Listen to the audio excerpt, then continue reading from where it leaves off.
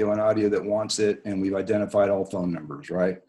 Okay, well, let's go ahead and get started. So I want to welcome everybody to the Apalachicola Bay System Initiative, Florida State University, our Friday, May 22nd, 2020 meeting conducted virtually through the platform of Zoom.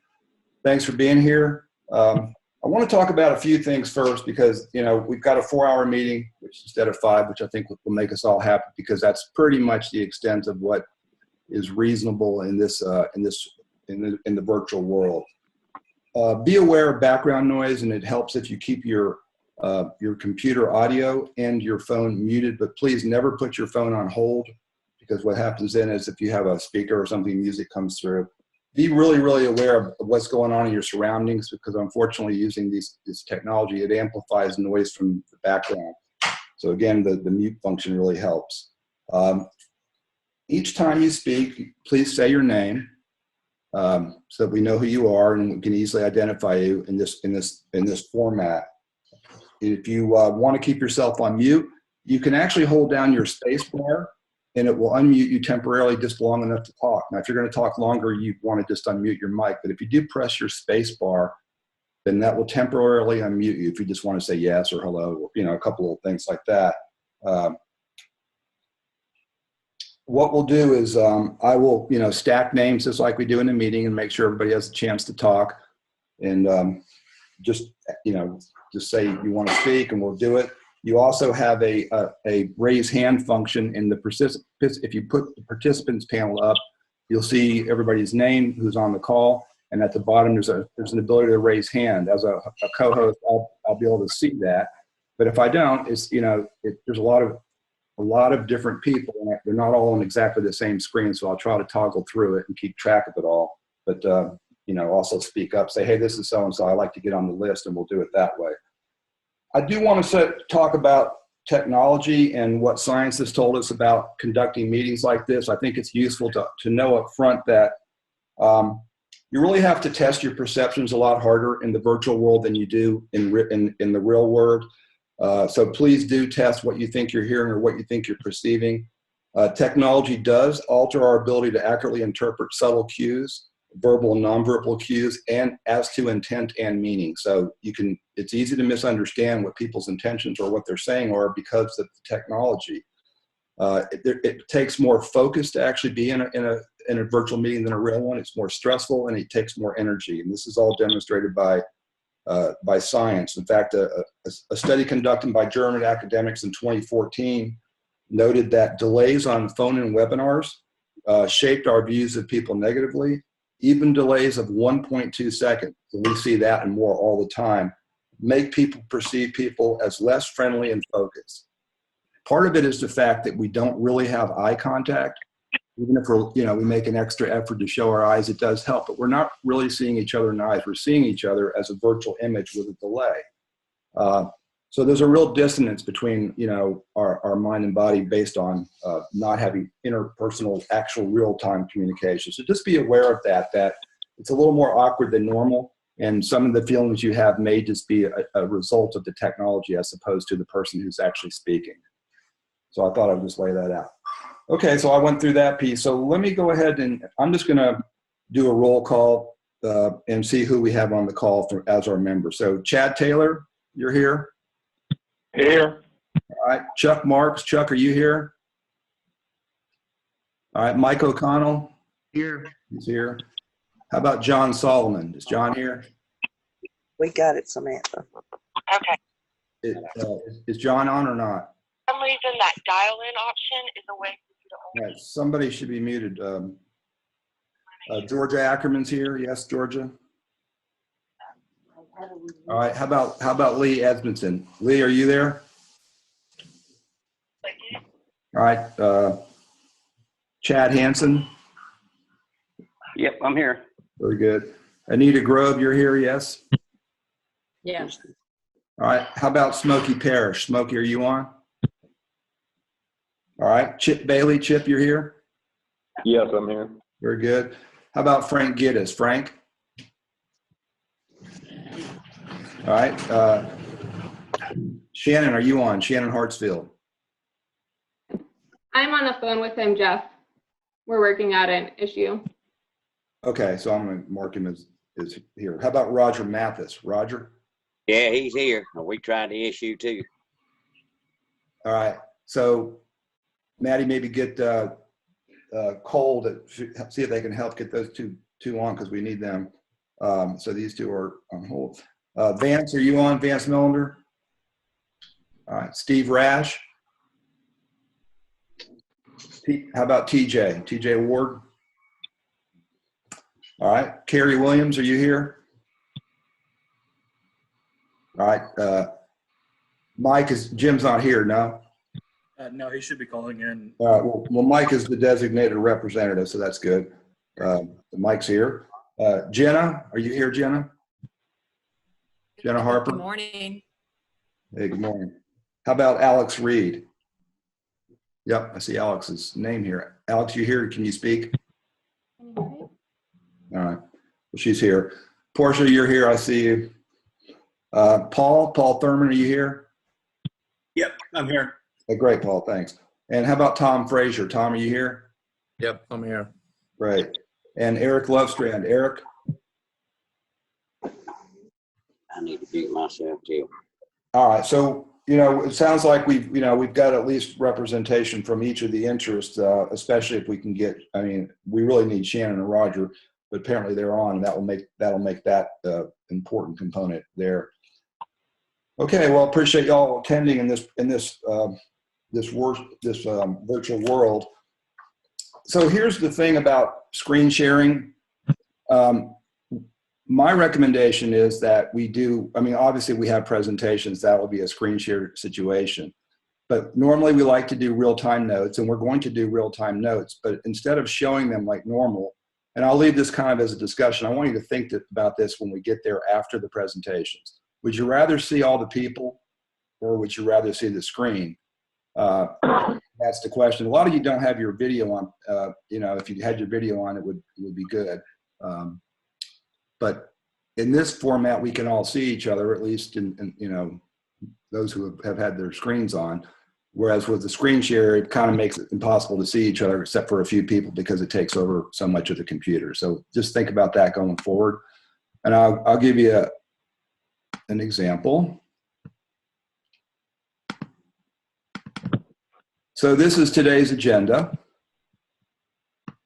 And our plan is really to go from where we were last time to give the presentations that you requested. FWC, either Mike or Jim will give a presentation on sort of the status of your action at the last meeting, which is to recommend a closure.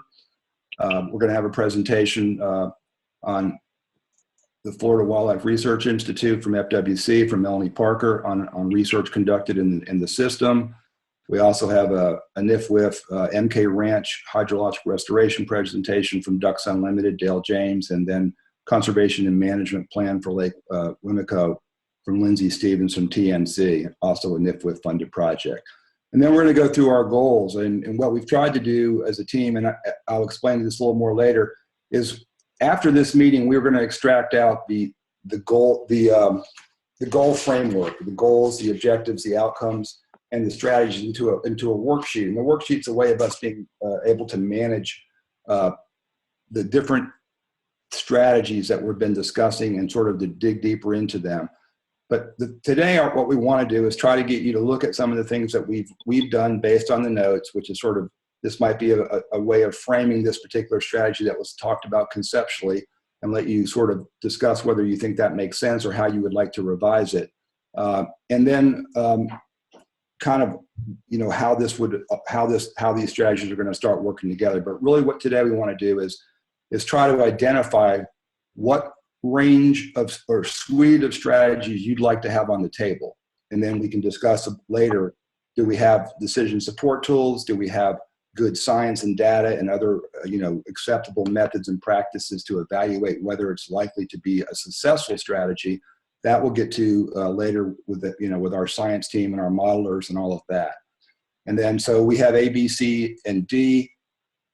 The reality is we're only going to be able to get as far as we get because, we don't have a 6 or 7 hour meeting. We have a 4 hour meeting, and we also have some, technological issues that we have to is going to make us go a little slow in a face-to-face meeting. So we'll go as far as we can, and at the next meeting we'll continue. So if we get through A and B and maybe C, then we'll do D and E. Or if we don't get to that, we'll do C. So we're not wrapped around which of these we get to, because we're going to need to get to them all. We're going to need to get to them all sooner or later. And so that's really the plan for the day. And so, the first piece of it is really to do our presentations and start moving through the packet. And when we get there, I'll explain it further about the worksheet. Does anybody have any questions on the agenda? Okay. Then I'd ask for a motion to accept the agenda as it was presented by voice. Chad moves the agenda. All right, Chaz, or a second? Turn this up, Dean. I can't hear. We can hear you, Shannon. All right, we have a motion to second. All in favor, say aye. Aye. Aye. Right, unmuted it. Any opposed? Unanimous. So just remember, folks, when you take other calls and stuff in the background, it would be useful to mute yourself because they do come through. Yeah, All right. sorry, that was on Shannon and I trying to work that. That's okay. Yeah, that's fine. I'm just saying. All right. Next is you received the March 11th, which was our last meeting, on which we barely squeaked in a face-to-face meeting by literally one day before everybody was required to go to Zoom. You received the report. Does anybody have any revisions or corrections to that? If not, is there a motion to accept the facilitator summary report as it was submitted and posted? Make that motion. Okay. Chad Hanson, seconds. We have a motion and a second. Is there any discussion on the motion? Hearing none, all in favor say aye. Aye. Aye. Any opposed? It's unanimous. Okay, so we're going to go ahead and do some presentations. After we conclude the 4 presentations, which should be, no more than about 15 minutes each, we'll take a short break and then come back and sort of go back, get into where we left off on evaluating the proposing strategies for our 4 and really 5 goal areas. So the first presentation is from FWC, and Felicia, do you want to put that up, or do you want me to do it? All right. Okay, so I'm going to turn it over to Mike Wilberg. Norberg, sorry. God, Mike Wilberg, somebody I've been working with for years. Sorry, Mike. You're good. Bad memory. Okay, go ahead, Mike. Take her away. And then you just tell Felicia so Felicia put it in presentation mode, and then you just tell her when you want her to advance the slides. Okay. Yeah, so we were hoping to have an update on our last commission related to oysters, but unfortunately, due to this pandemic, we weren't able to bring oysters to the commission at the May meeting. We had a condensed schedule, and there was some other time-sensitive stuff that needed to be addressed, and it was a virtual meeting. If you had a chance to watch that, it was quite interesting and quite productive in my mind. So, if you want to go to the next slide. So I figured what I would do is I would just give you a quick update or quick view of the management of oysters in Florida and how we go about doing that. So quickly, I'll just cover the various roles, especially FWC's role in oyster management, and then I'll get into the management authority and the management process. This will be good for future conversations, but then also it'll be good for when we're able to bring oysters to the commission to propose, suspending harvest of wild oysters in Apalachicola Bay. So next slide. Probably not new information for you, but management of oysters in Florida is a complicated topic. It's co-managed by several state and federal agencies and different organizations. Each of those have a varying degree of management authority and involvement. For FWC, we focus on the wild harvest management. When it comes to aquaculture, that's covered under DAX. Kind of that transition between aquaculture, or DAX's authority and involvement, and FWC's is the food safety. So DAX is in charge of ensuring food safety. So they issue, even on the wild harvest reefs, they issue daily open and close status related to consumption of oysters. So then we've also got a couple different state agencies involved in habitat and water quality, and then get into other groups that are research, industry development involvements. And again, each of those have various authorities associated with oyster fisheries throughout the state of Florida. So next slide. So I want to focus on FWC's role. Again, we are primarily focusing on wild harvest oysters. So within FWC, we have a couple different groups that also are involved. So we have our management group, which is Jim and I, and others. We have enforcement, so our Division of Law Enforcement, they're in charge with enforcing any regulations that the Commission establishes. They also assist with the Department of Agriculture enforcement of their regulations. So we also have a restoration group, restoration teams, I should say, not just a group within the agency, and then a monitoring group. So Melanie is going to give a little bit more information on the monitoring, I think next. So I won't get into details on her work. But I wanted to throw this little table in here, and it's probably a little small on your computer screens, but it just kind of illustrates the various management criteria that FWC uses for oysters. For the most part, oysters are managed statewide, but there have been some exceptions, or there are exceptions in the rule language for Apalachicola.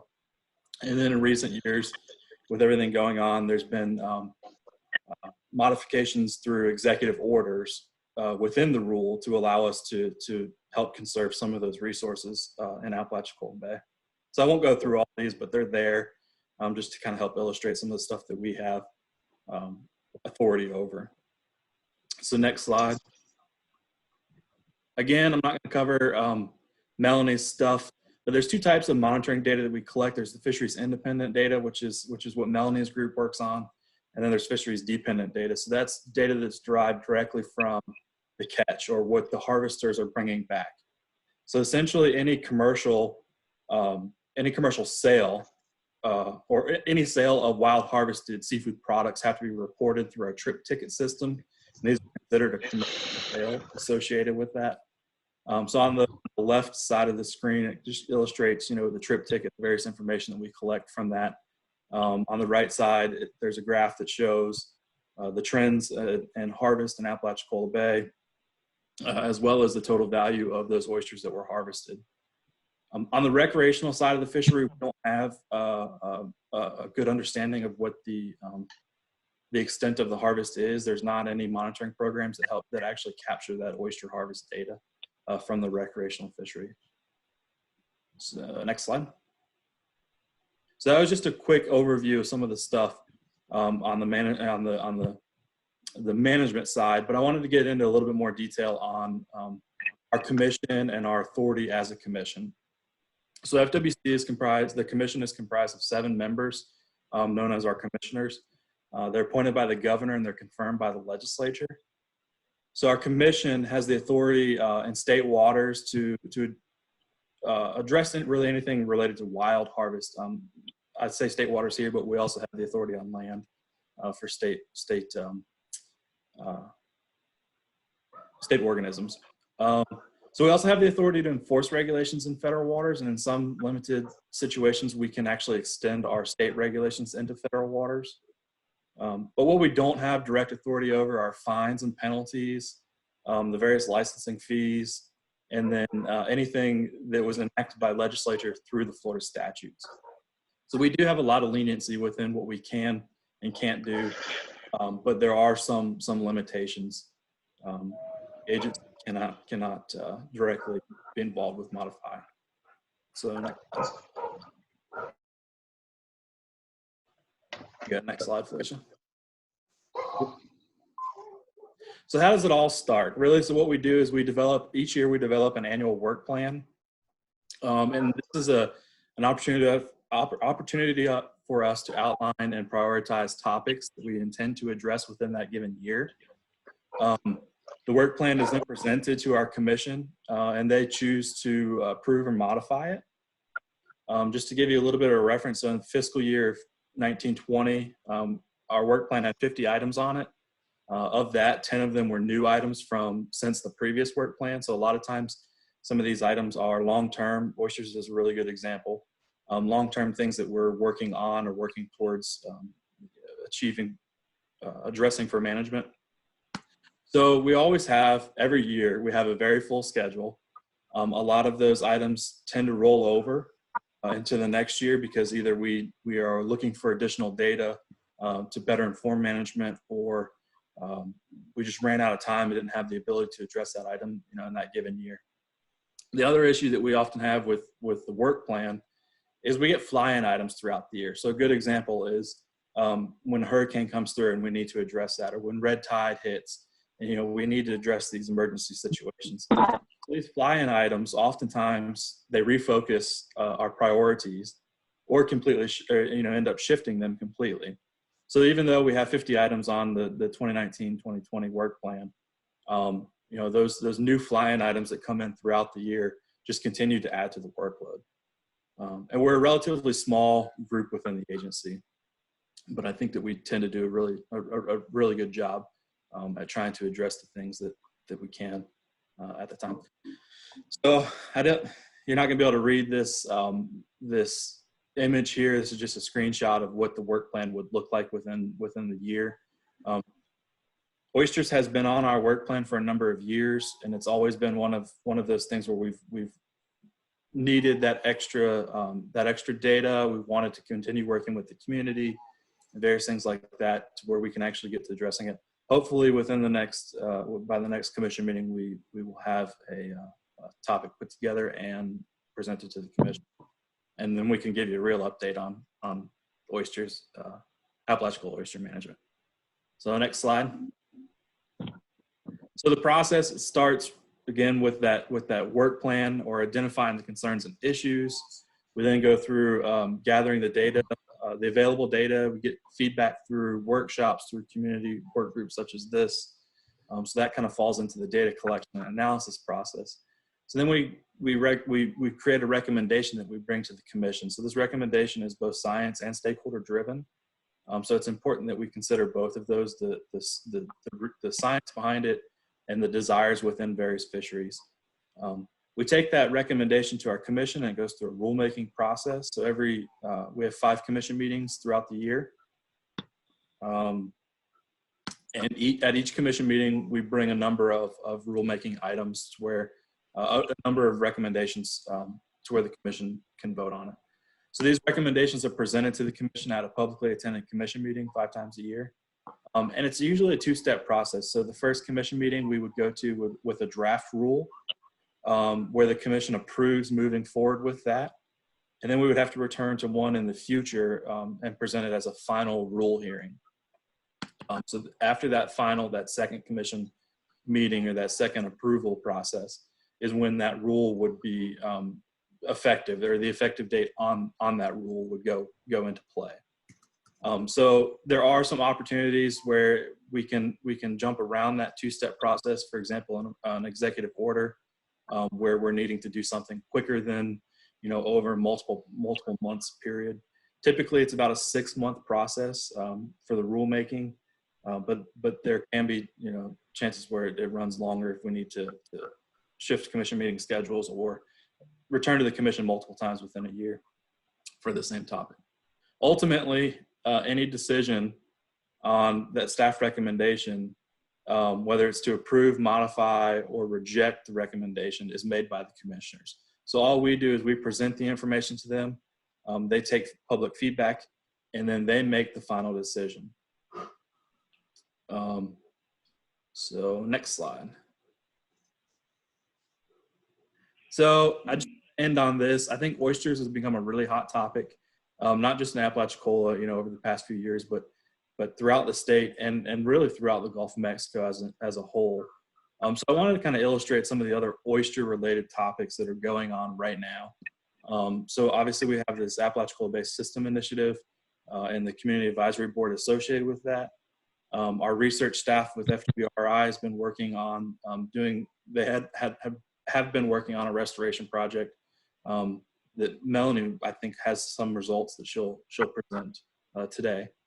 We're also just got funding, most of y'all are aware, for a $20 million restoration It's a huge partnership with FSU, the ABSI program, UF, FDAX. It involves extensive restoration and the development of a management plan for both Apalachicola and Swanee Sound. So we've also developed a Florida Oyster Recovery Science Working Group. It's a tongue twister if you try to say it too fast. Which is a group of state agencies, water management districts, throughout the state, the universities. It's a highly involved group of scientific research management folks throughout the state to better get an idea of how we can improve data collection and management ultimately of oysters throughout the entire state, not just within Apalachicola or within Pensacola Bay, where there's another program going on similar to this one called the Greater Pensacola Bay System Oyster Ecosystem Based Fisheries Management Work Group. And then there's also a number of other projects beyond this that are, they're in the process of seeking funding. So oysters it's a hot topic. I think the getting's good right now for the research necessary to help improve management and improve restoration and restoration success. So with that, I will call. All right. Does anybody have any questions they'd like to ask Mike of his presentation?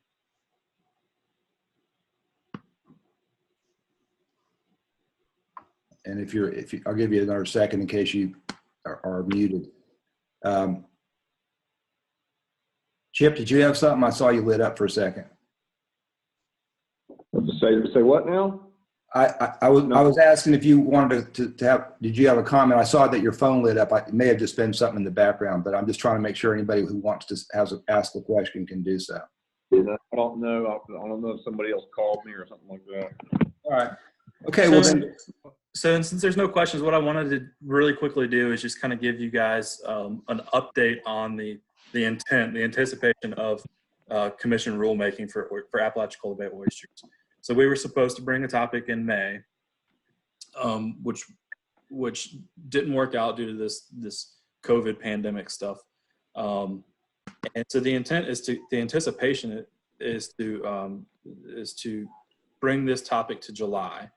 There still is a lot of gears turning right now. We're not sure if our July commission meeting is going to be in person, if it's going to be similar to our May meeting where it was a virtual meeting. And we don't know what the agenda looks like yet. So as that continues moving forward, we'll be sure to keep the group informed on that schedule. But we do have high hopes that oysters will go, Apalachicola Bay oysters will go to the commission in July. Great. Thanks, Mike. Appreciate the presentation, and we'll look forward to hearing, hopefully at the next meeting, whether the commission considered it or. Okay. Jeff, I have a couple of questions. Okay, go ahead. I forgot to unmute it. So with this said, what about the licensing and all for the oyster license and stuff this year? So if the bay ends up being closed and people buy their oyster license, what's going to become of that?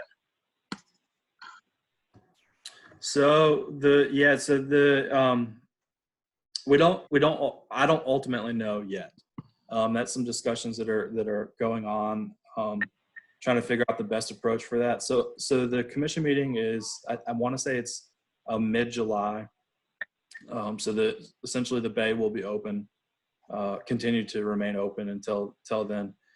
We're going to propose an executive order that immediately shuts the bay down to wild harvest, and then we would have to return at a future meeting in August for that final public hearing. So the idea is, if at this July meeting, if we propose an executive order as well as a draft rule for a more long-term suspension of harvest, then we would return to finalize that rule in July, but we would have something in place.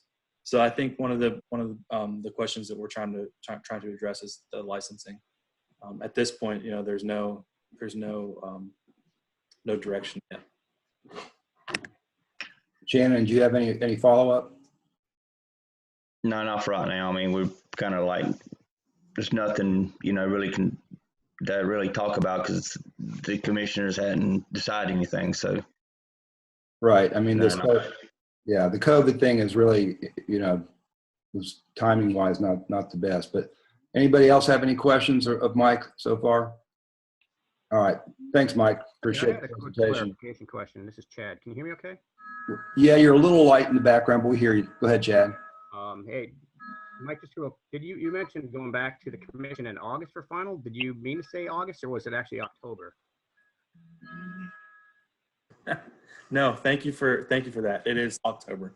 It's usually about a 2-month gap between commission meetings, which fits the 5 in. Okay, thank you. Mike, I guess though, if there was urgency if the commission felt it was urgent, they could conduct a meeting with a single agenda item by noticing it, and if they wanted to. Yes, they could do that. Absolutely. There have been limited circumstances where that's happened. Mm-hmm. A couple years ago, it did happen for red snapper, but it was something because of a federal change. We had to do something, and it needed to be done through the commission process. Right. Okay. Well, great. Thanks, Mike. Let's go on and move on to the FWC presentation from Melanie Parker on research that's been conducted in the Apalachicola Bay system to date. And Melanie, go ahead, take it away. Sorry, can everybody hear me? Yes. Okay, great. So again, my name is Melanie Parker, and I'm a research scientist at the Fish and Wildlife Research Institute, and I lead the oyster monitoring program there. Next slide, please.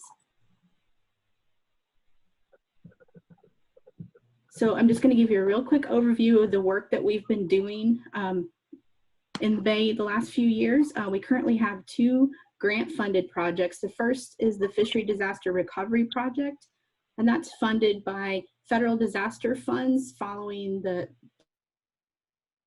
12 post-commercial season assessments of oyster density and distribution. This is the work that FDACS used to do. In addition, for that project, we're also doing monthly spat settlement measures. And then our second IFWIF, and this is focused on determining the most efficient methods for increasing oyster habitat and the resilience of the commercial fishery. So we're again looking at oyster density and size frequency. We're also looking at predator densities and oyster health. And then lastly, we do have recurring state funding to do monitoring of the commercially fished oyster bars for fisheries management purposes. And we're sort of filling in the gaps left open by these 2 grant-funded projects. So we're looking at additional components of oyster health, reproductive development, and even some more predator density work. Next slide, please. This map shows where we're working. Circles represent where recovery project, and the little green squares, there's only 3 of them, sites are located. Next slide. So this slide here shows a little bit sites are in the Bay. And just as a reminder, the goal for this project was to find the most optimal and cost-effective shell culching strategies so that we can apply those during future restoration efforts. So that'll be directly relevant to the new NIFLIF project coming online. So the way that we did this is we selected 3 sites in the Bay. Those are the dry bar, hotel bar, and bulkhead bar sites. At each of those 3 sites, we had 5 2-acre plots. Each were planted with a different thickness or layer of fossil shell culch. So those areas marked with those marked with 400 are the ones that got the most culch. They got 400 cubic yards per acre. Next slide, please.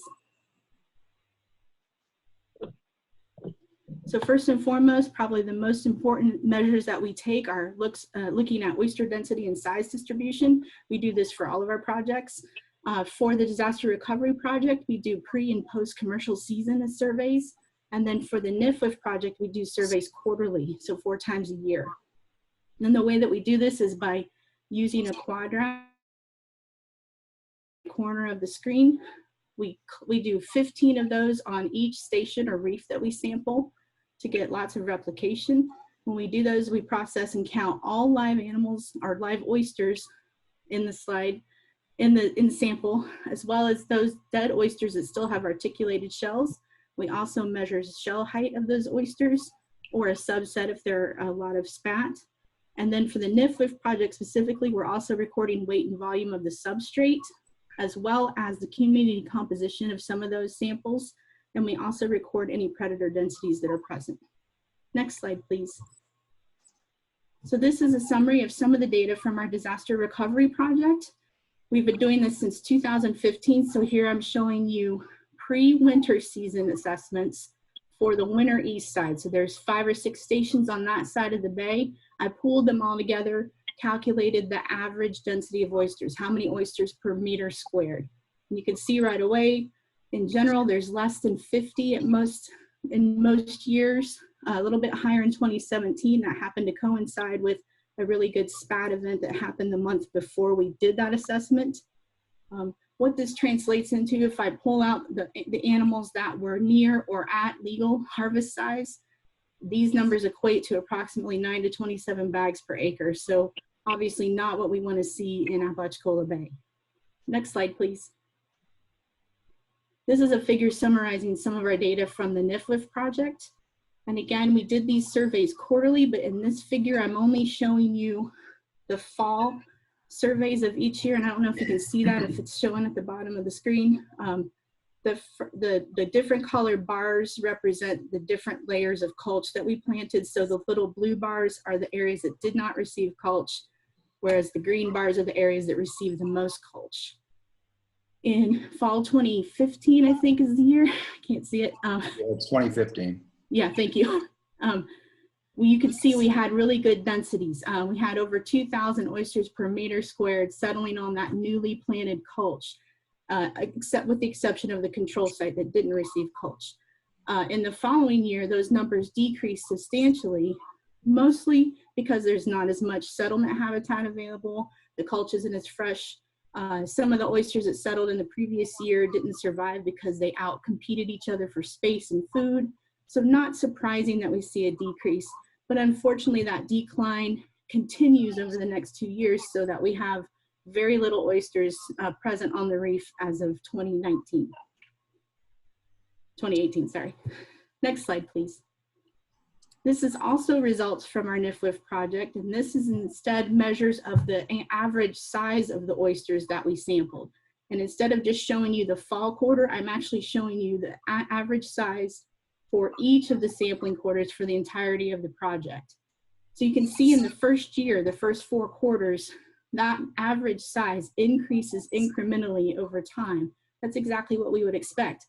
Young oysters settled in fall 2015, and as they grew and got larger, the average size of the population increased. Fall, not surprising, that happens to be the time of year when we have the most spat settling. A lot more smaller oysters present, that brings the mean size of the population down. We see it starting to increase again until something happens in summer 2017 and it drops down again. And we never really see recovery for the remainder of the project. So and we never really had oysters survive long enough to get much larger than an inch for the remainder of the project. Please.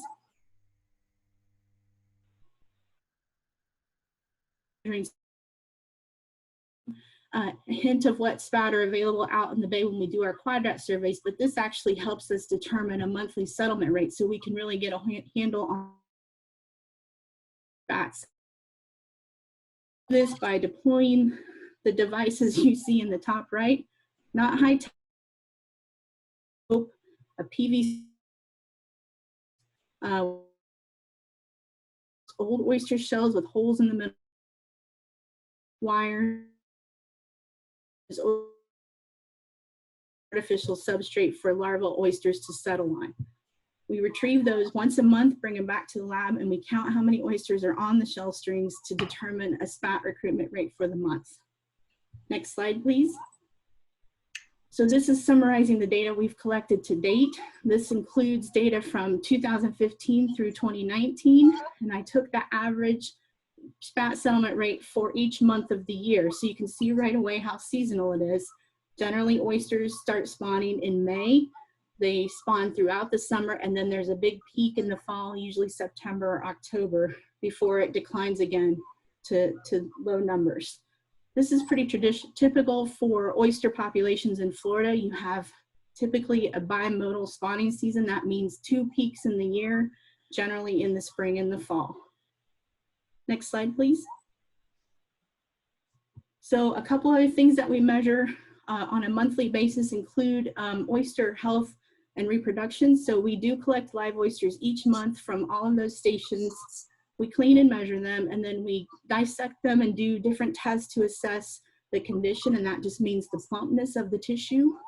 We also look at the prevalence and intensity of the dermoparasite in each oyster, and we also look at reproductive development. Next slide, please. And this is the last thing I'm going to talk about today. We have been looking at predator density, specifically the southern oyster drill. We've been looking at this in a number of ways. First off, we started recording numbers of these animals present when we pulled in our monthly spat traps. And the picture on the bottom left is one of those concrete blocks completely covered with the oyster drills and their egg cases. And we can record those abundances. It's not a density, but it does give us a number to compare over time. We also do record their densities as we do any of our quadrats, whether those are the quarterly surveys for NIFLIF or the pre and post season surveys for the disaster relief grant. And then we also did a 1-year cage study to look at oyster mortality rates related to the drill. And so the diagram at the bottom sort of shows how we set that experiment up. We had at each location 1 cage with 6 oysters and 2 oyster drills, another cage with just oysters, and then a 3rd cage with just oysters but open to the environment to sort of have a control and also be able to determine what the predation pressure was in those cages. Unfortunately, we had trouble once this experiment had been up and running for a while, finding enough live oysters and enough oyster drills to continue the experiment. So we only have about 1 year of data. And next slide, please. Yeah, oh, I do have, yeah, I thought that was it. All right, so that's all I have for today. I'd be happy to answer any questions. All right, so Felicia, would you go ahead and cut off your screen? Thanks. Okay, so thank you, Melanie. Who would like to ask a question or make a comment? Okay, Roger, go ahead. Yes, ma'am. Miss Melody, I'm kind of new at this right here, but I've oystered all my life. But the rocks and stuff that was put on Cat Point. Now I oystered this past Thanksgiving, and they was more little oysters out there, more spat on them little railroad rocks, what I call them. Was y'all the group to put those down and looking at them? Was that DEP, Mike? Do you know? That it wasn't the NIFLIF project. Portia might have some thoughts. Yeah. I don't recall if that was DEP or a DAX culching. DAX was over it. It was DAX that was over it. It was the last shelling program that was done by DAX. Okay. Okay, cause I went last Memorial Day. I went out there oystering, and it took all me and my nephew could do to catch 2 bags by 10:30, because that's the regulation. Right. Just before Thanksgiving, I went oystering again. I hadn't seen that many little oysters and spats on rocks or anything in so many years. It was unbelievable to me how much was out there. So I just kind of wondering about those rocks compared to the lime rocks, because the lime rock you don't see. They growed oysters one time and then they disappeared. But these little rocks, these granite rocks, they growed oysters on them. And when I went back in February, they still had spat on them. They're still growing. That's why I was wondering if y'all looked at them. If they happen to be on our site location, but I don't think they are, so we might have to go out and take a No, ma'am, look. I think this is on Cat Point. Yeah, we do have a station on Cat Point, but yeah, it's a big area, so we might not be hitting it. Yeah. So Roger, Yes, sir. I was just saying, what it sounds like you're suggesting is that the granite makes a lot better culch than the lime rock does, from what Well, yes, sir. Yes, sir. Like I said, I've been out there oystering, but I've been in the oyster business my whole life. But the section y'all put on Cat Point where those rocks was, if you on them rocks, they was oysters. Off of it, they wasn't up the sand bottom. And the same thing happened over to on platform, right where those rocks was. They growed oysters like you wouldn't believe, you know. And I just want to have somebody figured out what made them oysters grow like they did there, because I hadn't seen that much spat of little oysters in years. Okay. Does anybody know how long ago those rocks were planted? Sandra, you wanted to make a comment. Go ahead. I do, but I'll let Roger answer Melanie's question, or somebody answer Melanie's question. How long ago were they put there? It's an interesting question. Shannon, do you know? 2018. Okay. So all I was going to say is that over in North Carolina, they're using, they have a very salty sort of environment. Their water dynamics have changed as well over time. Sorry, I'm cutting my head off here. And so they tried using lime rock, but the problem they had was that it created a reservoir for the cleonids, you know, the ones that damage the shells, the little sponges. And so what they found was, even when the oysters had gone, that lime rock was creating refuge for the sponges. And so when the oysters came back, the sponges were right there ready to start gnawing away on the shells again. So they started using granite because of that. I don't know, I mean, I've seen some cleonids in our shells. Melanie would know better what the infection rate is, but that was an issue in North Carolina. I don't know if that answers the question. It could be something different, like maybe the hydrodynamics are different, or the height of the reef was different when they put those granite rocks down. It could be any number of things, but I know in North Carolina that they've moved to granite specifically because of the cleonids. Okay. Any other questions?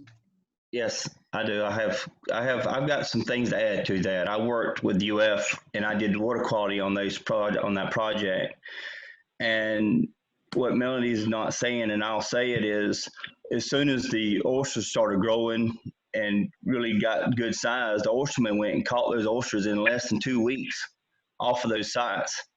So it actually, all of her data was depleted by the oystermen. And what I'm curious is to see, this material's out right now, which Roger sees regular.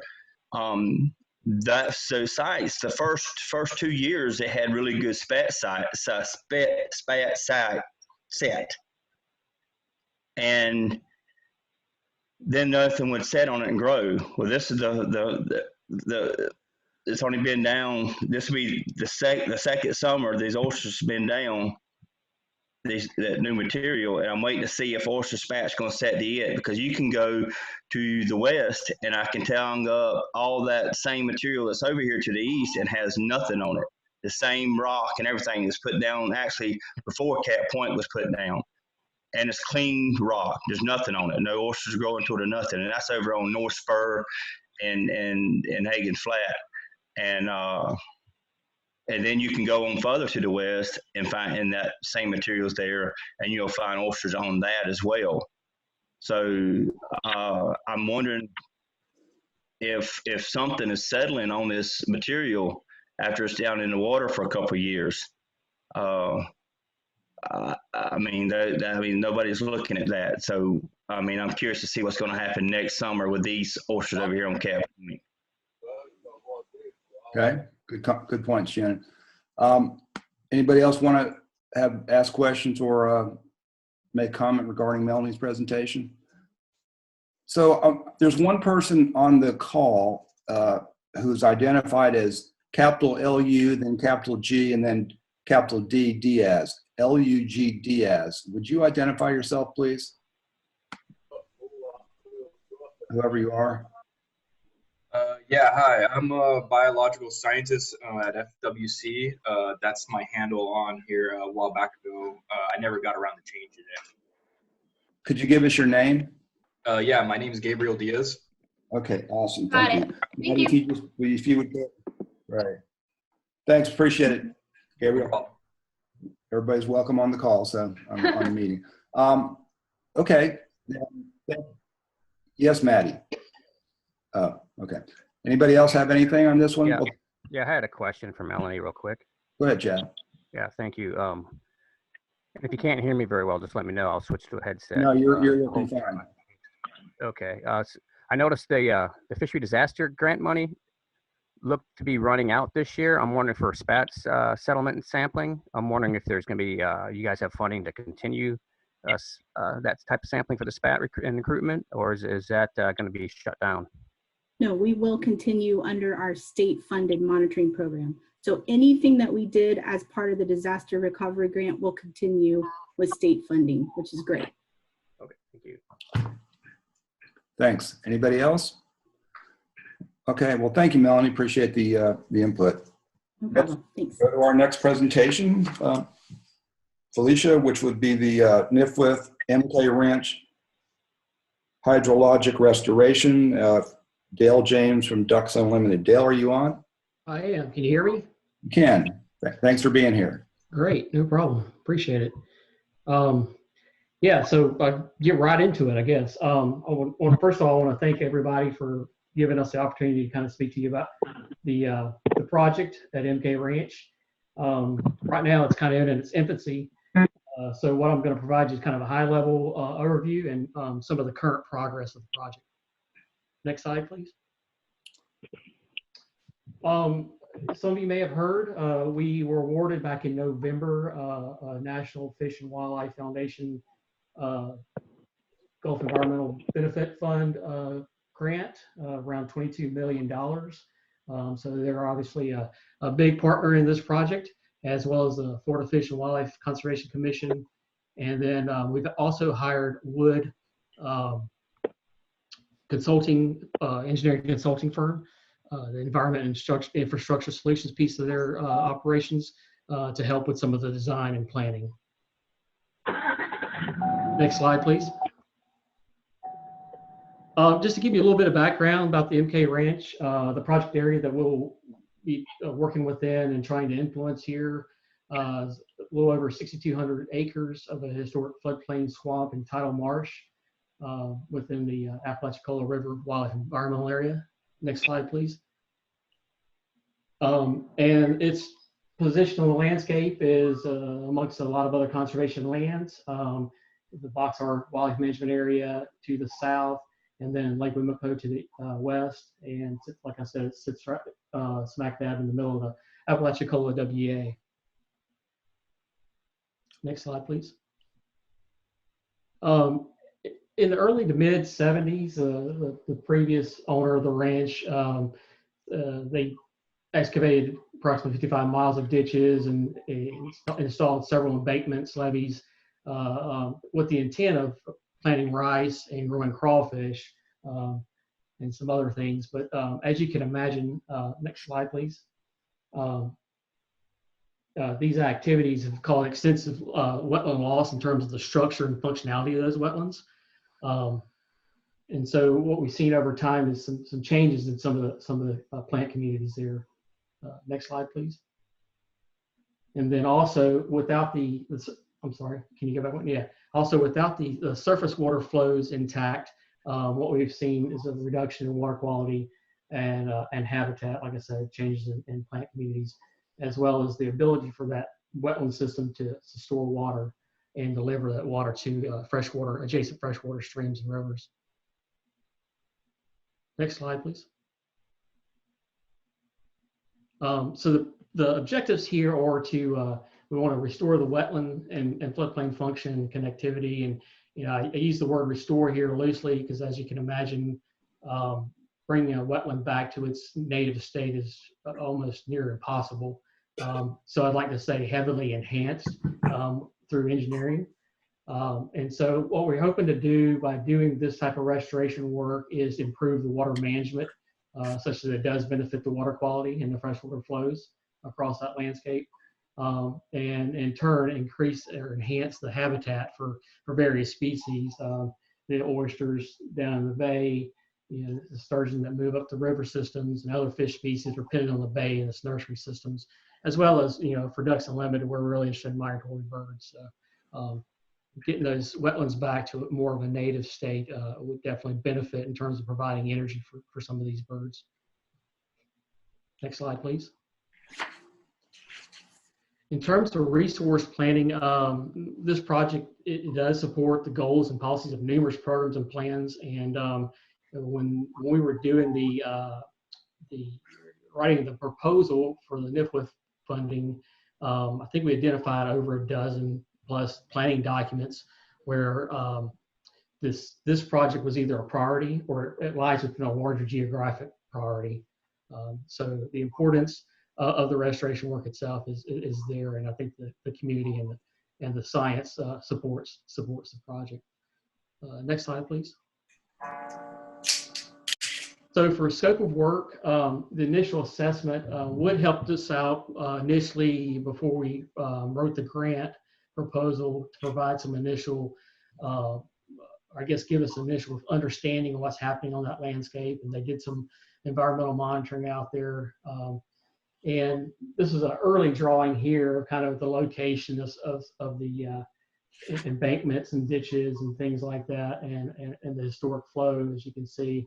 And so, overall, our goal here was to remove some of this infrastructure, filling ditches and eliminating roads and putting low water crossings in so we can move that water across the landscape. But as you can imagine, the engineering and the design of that, it becomes a little more detailed in terms of how you prioritize what areas you want to take out and where you're going to get the most benefit. Next slide, please. So that's kind of where we're at now. Wood has been working with our engineering staff, and we are at they have an initial assessment here based on a digital elevation model. However, they recently flown some new LiDAR to give us a better understanding of the landscape there.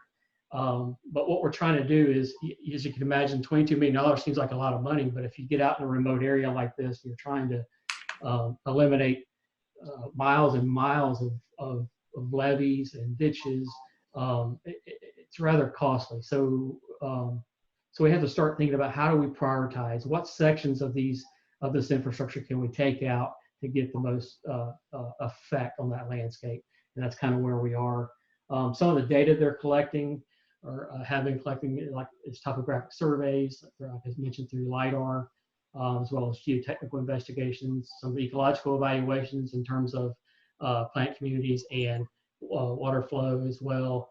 And then obviously historic preservation surveys have to be conducted before we can move any dirt out there at all. So we are in this initial engineering and design phase. Once the LiDAR is presented the LiDAR to our engineering staff, we're hoping to have a 30% design. And at that point, then we can go to permitting, which can take a while, but I know our staff has been working with the permitting agencies from the get-go, and so we're hoping that can be moved up. I'll show you a timeline here in a second. Next slide, please.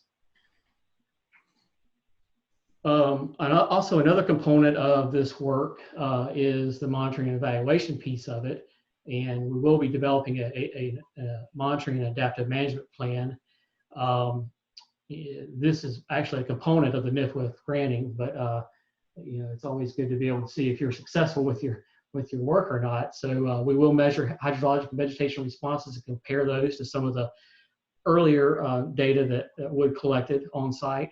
And then we're hoping that through this management plan that we can use this adaptive approach and let the results inform our management decisions and where we may need to change things in terms of that surface flow, and also how these data can also inform future projects in this landscape.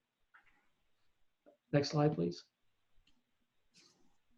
So in terms of project schedule, this was the proposed schedule we had presented to NIFWIF, and so we are a few months ahead of schedule now. Like I said, we probably will go into permitting phase here, I would say by late summer, early fall. And And if that doesn't last long, we'll have final design and be out there moving dirt probably spring of next year, hopefully. But as everything goes, that depends on storms, hurricanes, things like that that keep us from getting on site. But so we're moving it up. But as you can see, overall, we're anticipating, with everything in place, about a 4-year study here or project here to include the project monitoring as well. So next slide, please. And so I'll wrap up here. That's just, like I said, I want to give you a high-level overview, and hopefully at some point you can have us back when we have a few more details and actually move some dirt out there. But this project, all in all, will build upon the progressive efforts that all the people on this call today and other conservation organizations that have been working to restore the valuable habitats in the Apalachicola watersheds. And Ducks Unlimited is excited to be a part of this group, and also the many public and private groups and state federal agencies, everybody that have an interest in this system. So with that, I'll be happy to take any questions. Great, thanks, Dale. Would you go ahead and, thanks, Felicia. Cut it off the screen share. There we go. Okay, does anybody have any questions regarding the project?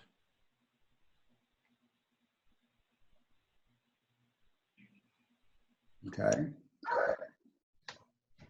Well, thank you, Dale. We appreciate that. That was very interesting, and it's good to see work happening up there that will certainly help today.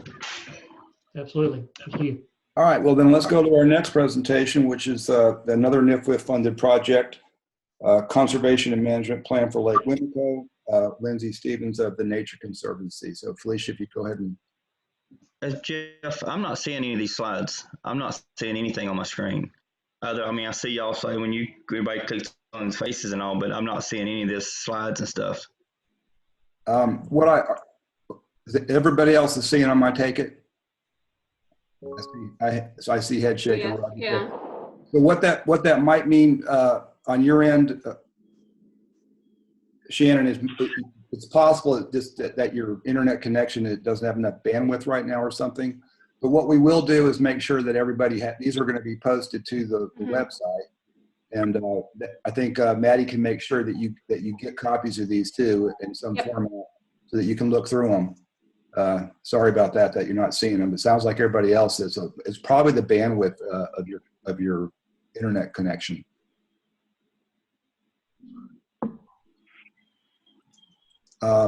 Okay, so Lindsay, are you on? Yep. I'm on. Good morning.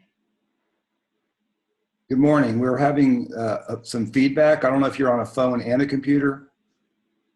I'm not. All right, that sounds better. Let's try that. Okay. Well, good morning, everybody. I'm Lindsay Stevens. I lead the land protection efforts for the Nature Conservancy here in Florida.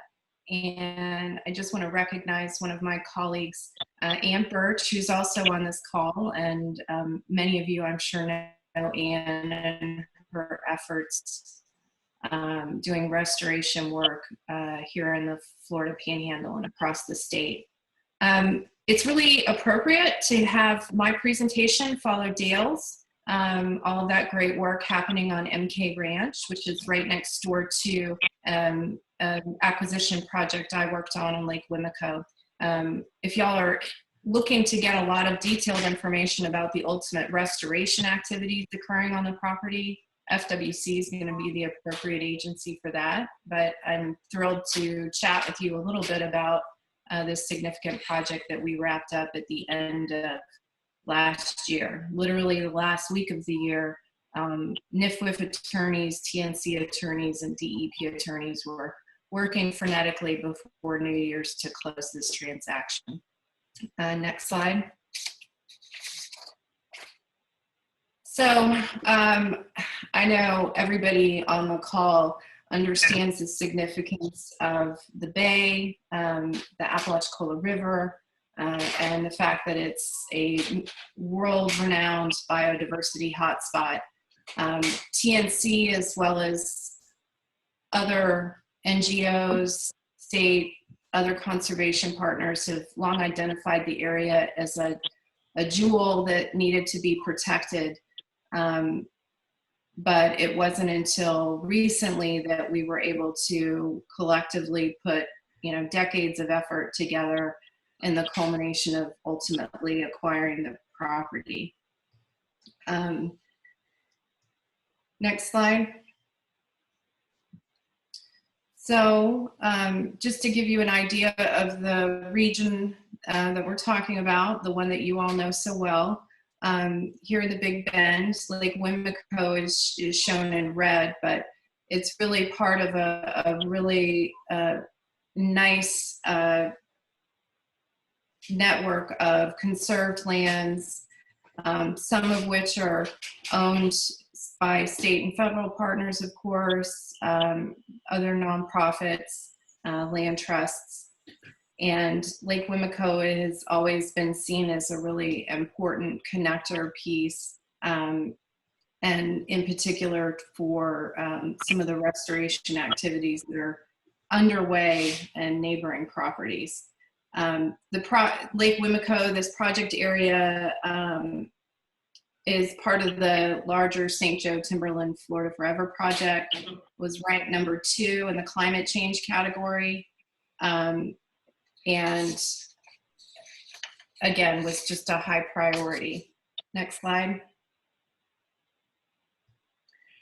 The parcel that we acquired and ultimately transferred to the state of Florida was just over 20,000 acres, the majority of which are wetlands.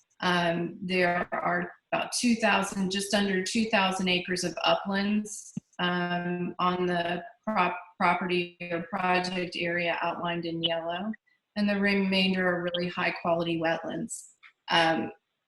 Numerous freshwater and tidal creeks on the property, really important for water quality, but also species protection. Next slide.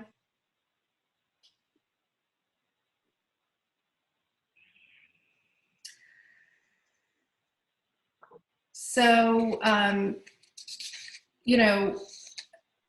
there's some cultural aspects of this region, some certainly significant economic contributing components of Lake Wimico, including Tupelo honey, beekeeping. Of course, members of the public have always been able to access the lake waters, but protection of the shores and uplands was something that was in flux until ultimately this property was conveyed into public ownership. We also see this as an important win for mitigating potential climate change and sea level rise happenings moving forward in the future to help species evolve and adapt. Next slide. The next slide is just a listing of species on the site. That's the back. You need to go the other direction. Forward. There you go. So some of the species are shown on the slide in front of you. Of course, we also have several species of sea turtles, wading and shorebirds that utilize the property or the project area. And this also acts, of course, as a nursery for migrating fish and oyster populations, and contributes to the bay's water quality.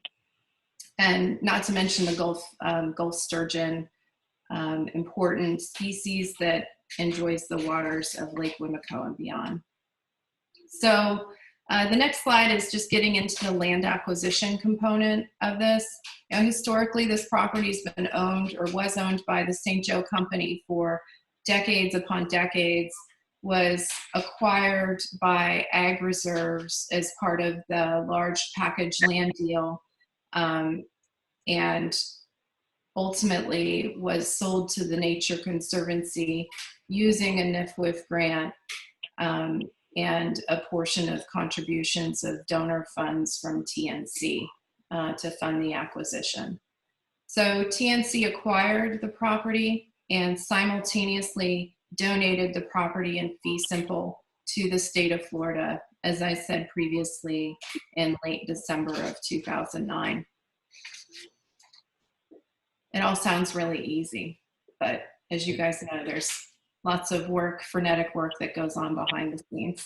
Excuse me, Lindsay, one second. Just since Shannon can't see, 2019, yes? Yes. Okay, thanks. Sure. And, you know, interestingly enough, FWC, at the same time that TNC submitted its application for grant funding to NIFWIF, FWC also submitted a application and they received funding for restoration work.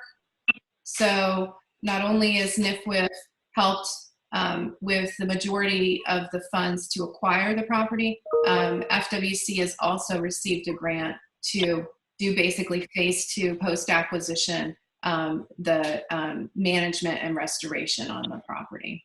So we're pretty excited about that kind of two-pronged approach, the acquisition and then moving right into grant funding for management and restoration. Next slide. And as you see, this property will become part of Boxar, WMA, and it also should say, you know, the Apalachicola WEA adjacent. As I just said, FWC received funding from NIFWIF, and they should be stepping into the restoration and management activities from this point forward. So last slide is really just thanks for letting me talk about this this win. We're thrilled that this property is now officially in public ownership. We're also doing other work here in the Big Bend that you'll hear about soon that we're just thrilled about. So maybe we'll be back in the future to talk to you more. But if you have questions or if you ever need to reach me, I'm based here in Tallahassee. So this is literally my backyard. Great, thanks, Lindsay. Very, very informative. Board members, do you have any questions or comments that you'd like to make regarding this project? Chad Taylor has a question. Go ahead, Chad. All right, let me get out the wind here. I was curious to know, there's a group in St. Joe Bay that is interested in the flows from the Apalachicola River to the St. Joe Bay and the impacts of fresh water on St. Joe Bay and the loss of fresh water to Apalachicola Bay. And I was curious to know if you've had any interaction with them.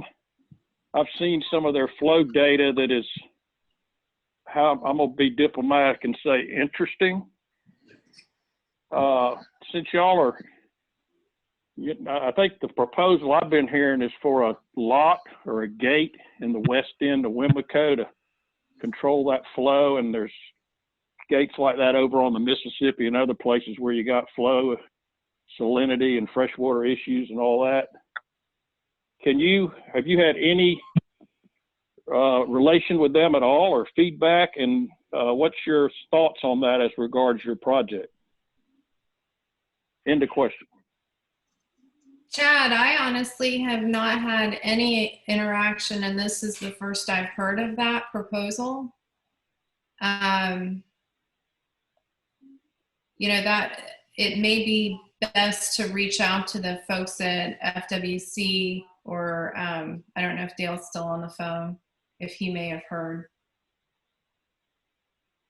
Yeah, I started to ask that question earlier, but I kind of thought your project might be Well, I'm not on a cell phone, so I'm not familiar with the exact boundaries, but either one or anybody that might answer or chime in on that. Yeah, we ran into a lot of quirky stuff on Lake Wimico and things on the property that are quirky, but that's certainly a proposal we had not run across. So this is Jeff. I'm not going to say much about this, but when Bob and I did the assessment process, we did interview the gentleman, and he provided us with a map and kind of talked through his thoughts on that. Although, the primary purpose of our interview was to get his feedback on some questions we had. So that is floating out there. I believe I'm not going to say a lot more about it, but he has a proposal and a concept that he has put out to folks, and I've seen it and the diagram of it. Anybody else want to say anything? But I don't think. I'll just add, we were approached actually earlier this week with that proposal, and we were asked to kind of chime in, but to be honest with you, I have not looked at any of that. I don't know the data behind it or the science behind it yet, so I hesitate to comment just yet. So. I'm not going to comment on it either, other than the fact that we talked to him. Yeah, absolutely. It looks like So is Paul Thurman still on the phone? I think I had heard at one point he was on the water with them or something. I'm just trying to get us all, kind of aware of that, not trying to go anywhere with it at this point. Right. Okay. Yeah, I'm here. I actually, I'd like to speak directly to answer Chad's question if I can. Absolutely.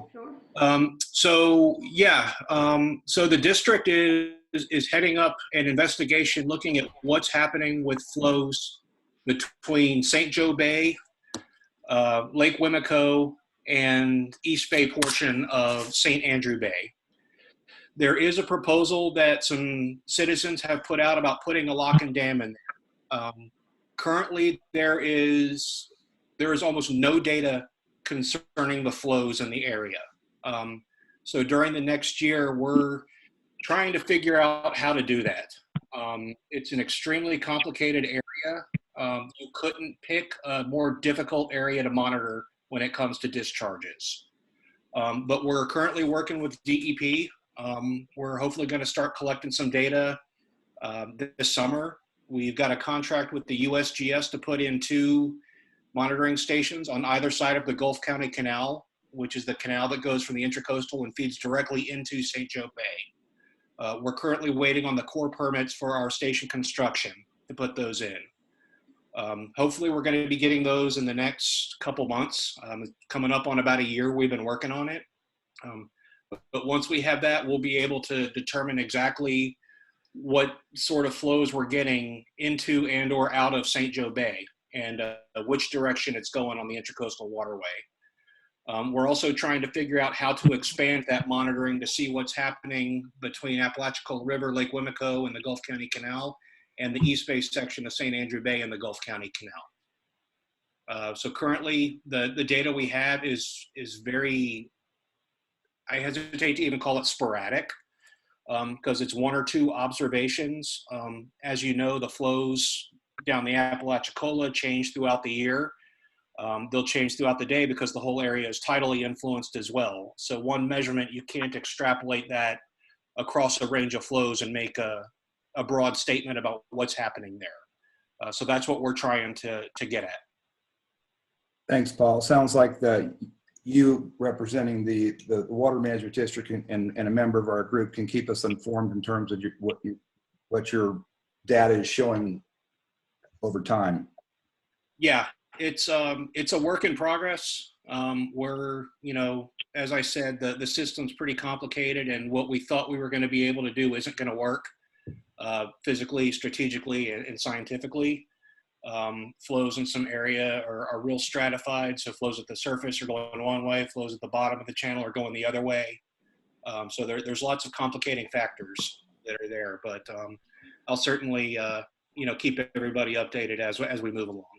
All right, Georgia, you have your hand up. Go ahead. I just wanted to thank Paul for giving that update and to ask, and also thank him for keeping us in the loop. It's something that we get inquiries at Riverkeeper on constantly, and we have been in touch with that group as well. And so if we can be helpful in getting accurate information out to the community, we would be happy to help with that role as well, because there is a lot of misinformation out there or lack of information. Great. Thanks, Georgia. Yeah, thanks. Careful what you ask for. Exactly.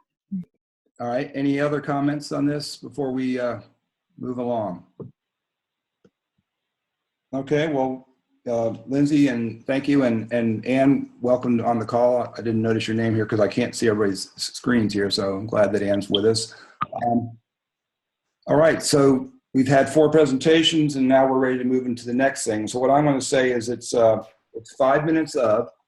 Let's take a 15-minute break and come back and be ready to go at 10:10, and then we'll proceed into our next part of the agenda. And so take a little break and stretch or do whatever you need to do, and we'll be back in 15 minutes, folks.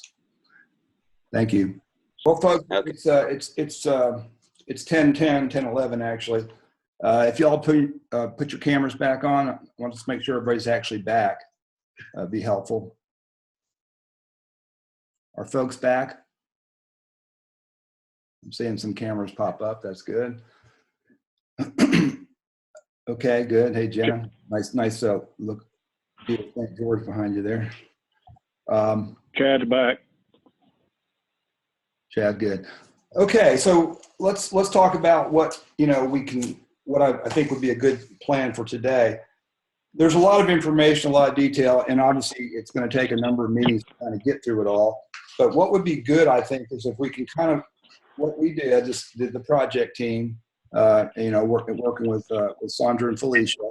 And Sandra and Felicia, I want you to feel free to step in here and, clarify and get your questions answered when we have discussions about strategies, and feel free to participate in the conversation, because will do.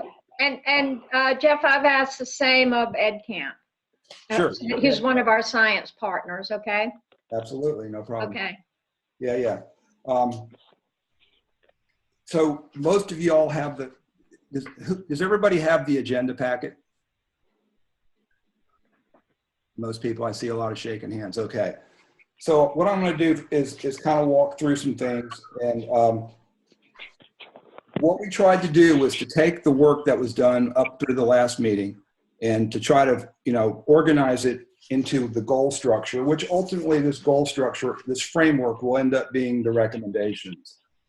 And so the worksheet, which you have not seen yet, but you will get for the next meeting, really is extracting out of the agenda packet the goal structure, the vision themes, the goals, the outcomes, the objectives, and the strategies and the performance measures.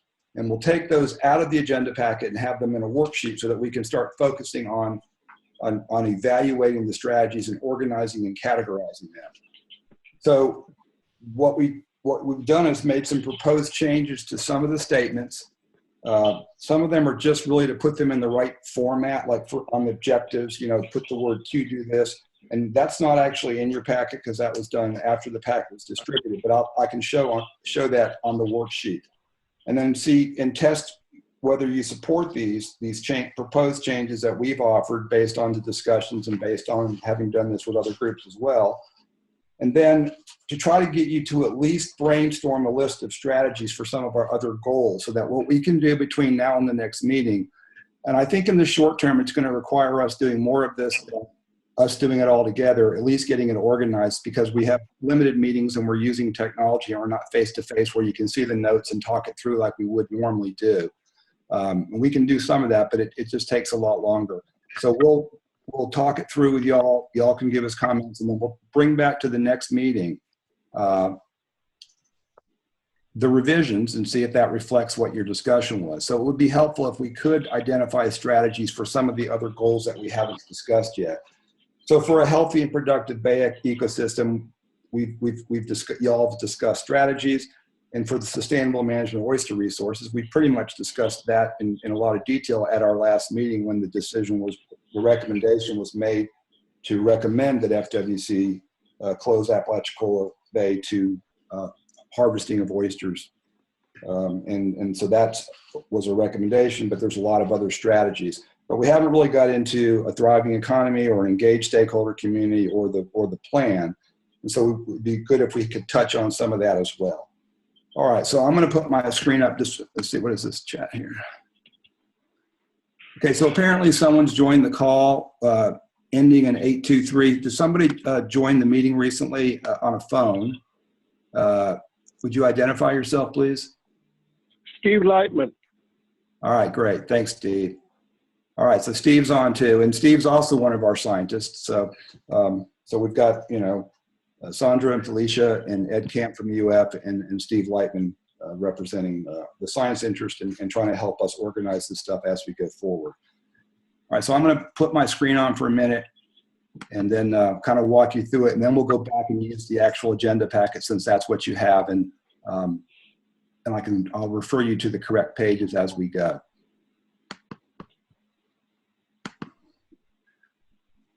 All right, this is just a cover sheet, and I'm gonna, at some point, Sandra will talk about this. This map is really a reflection of the project boundaries, if you will, and we'll get back to that. So what I want to talk about is how we're going to do this going forward, especially in future meetings. We're going to ask you to identify strategies, which you've done, and continue to identify strategies. And at some point, we're going to do acceptability ratings of these to make sure they have support, sufficient support to pursue further. And we use a 4-3-2-1 scale, so it has to average out at a 3.0 or higher, which is 75% according to our rules. But in this process, what I found works good is I'll just, based on the discussion, I'll sort of see whether there's anybody who wouldn't give it at least a 4 or 3, and then let them express themselves and see if we can make any changes to it based on that. Because it takes a long time to try to do this by a voice vote on a 4-3-2-1 scale. In the room, it's quick, you raise your hands, but in this format, it's not. So I think there's a way to deal with that that we'll be able to do. But what I want you to understand is when you rate a strategy, even sort of unofficially, you're not actually voting. You're just saying right now, based on what I know, I think it's acceptable conceptually. Once we flesh it out, I can change my mind. So none of these are actually votes. They're just acceptability ratings based on what you as a group right now feel. These will change over time. Some will be combined, some will be eliminated, some will turn out to not work very well and will be discarded as a part of the plan or part of the recommendations that you make for the plan. But the bottom line is that there isn't any actual vote until we're at the very end of the process and you're ready to make a vote on all of those strategies that have achieved at least a 75% level of support from the work group. And then that will become the package of recommendations, and that's way down the road.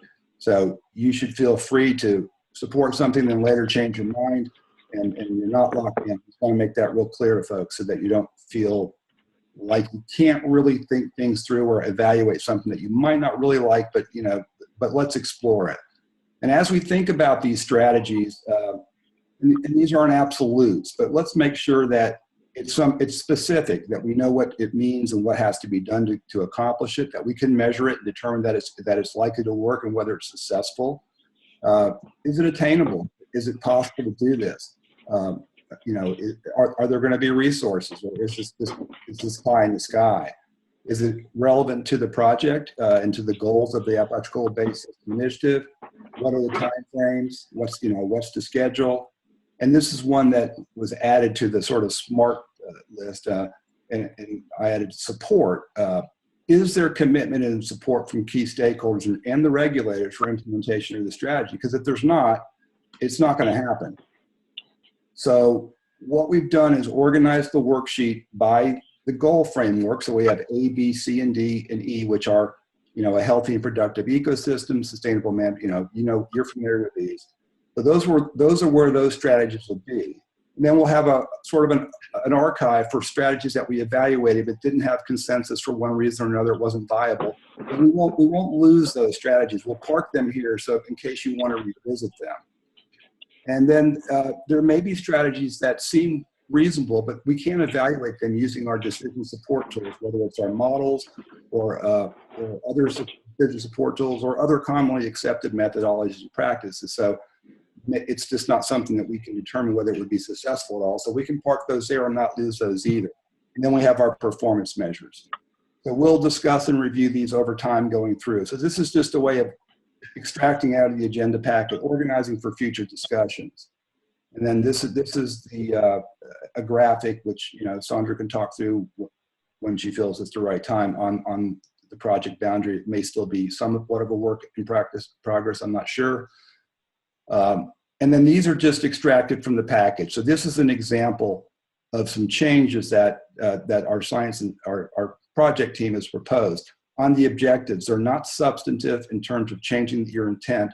It's so to put in front of restoration and management plan. So in your agenda packet on page 10 is where we'll start.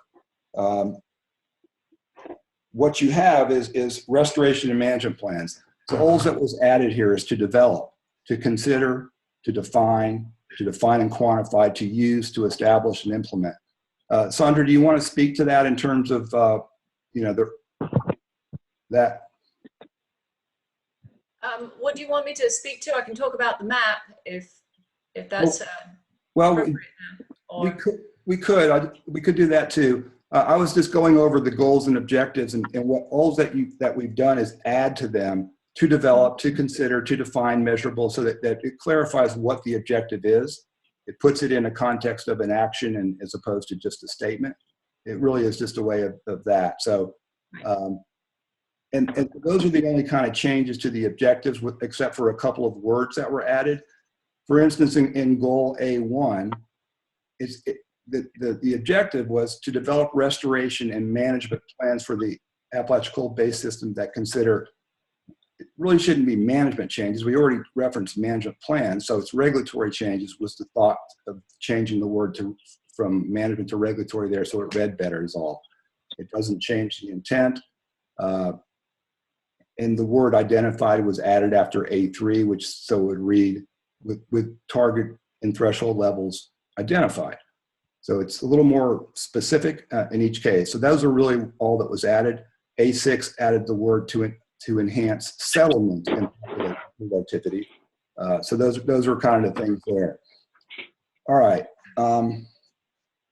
So does anybody have any comments on those type of changes? And this was done on all 5 goals, really just trying to put them in the context of objectives as opposed to just these statements. Anybody have any comments?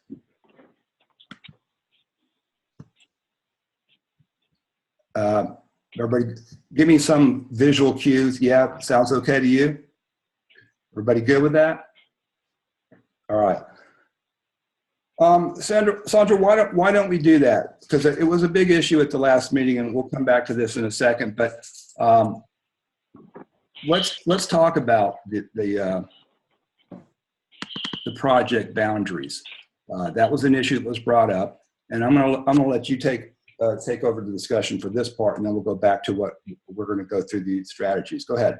Okay, can you make it a little bit bigger, possibly? I'm not sure who's in charge of the screen. Is this Felicia or you, Jeff?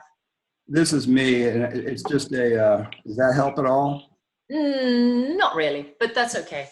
So I think it was Anita that brought up the question, and others followed, and it was a valid question about what is the boundary of this project. And so that gave us food for thought. And so we had started looking into some of the literature, the older literature. Actually, we used Lee Edmonston's 2008 paper for a lot of this to define the different parts of the ABSI region. And you can see if you squint at this, and this is available to you anyway because you have the agenda packet, or is this the worksheet, Jeff? This is the worksheet. Okay, all right, so you will have this. But anyway, the point is, so the Apalachicola Bay proper is south of the bridge.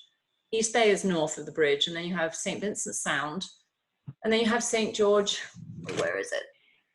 I can't even read it. But there's St. George Sound, and then there's Alligator Harbor all the way over to the east. And then we kind of joined the dots in this area we're calling Lanark, which goes from the tip of Dog Island, the eastern tip of Dog Island, over to where it joins Alligator Harbor. So we kind of constructed that just to fill in the gap. So this is our ABSI region. And Anita's question, I believe, was how far up the rivers we should go.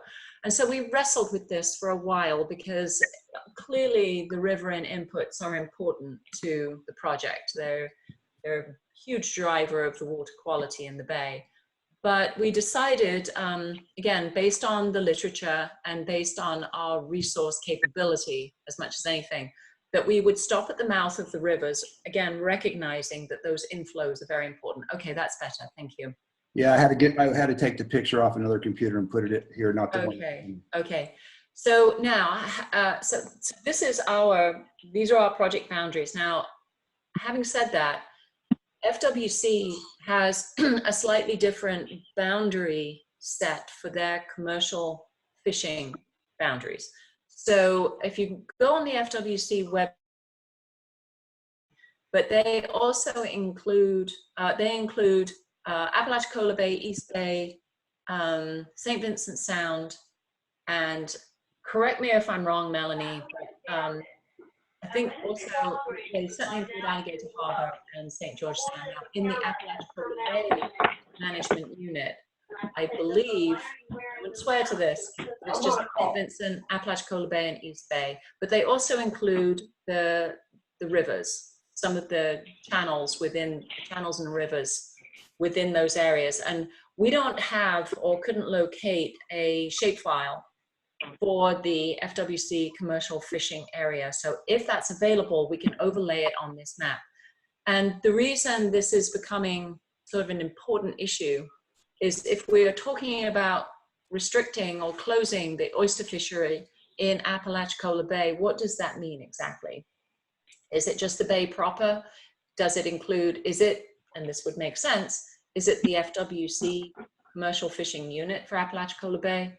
Do we want to expand that discussion to the other areas that have oysters like Alligator Harbor? How far do we want to go?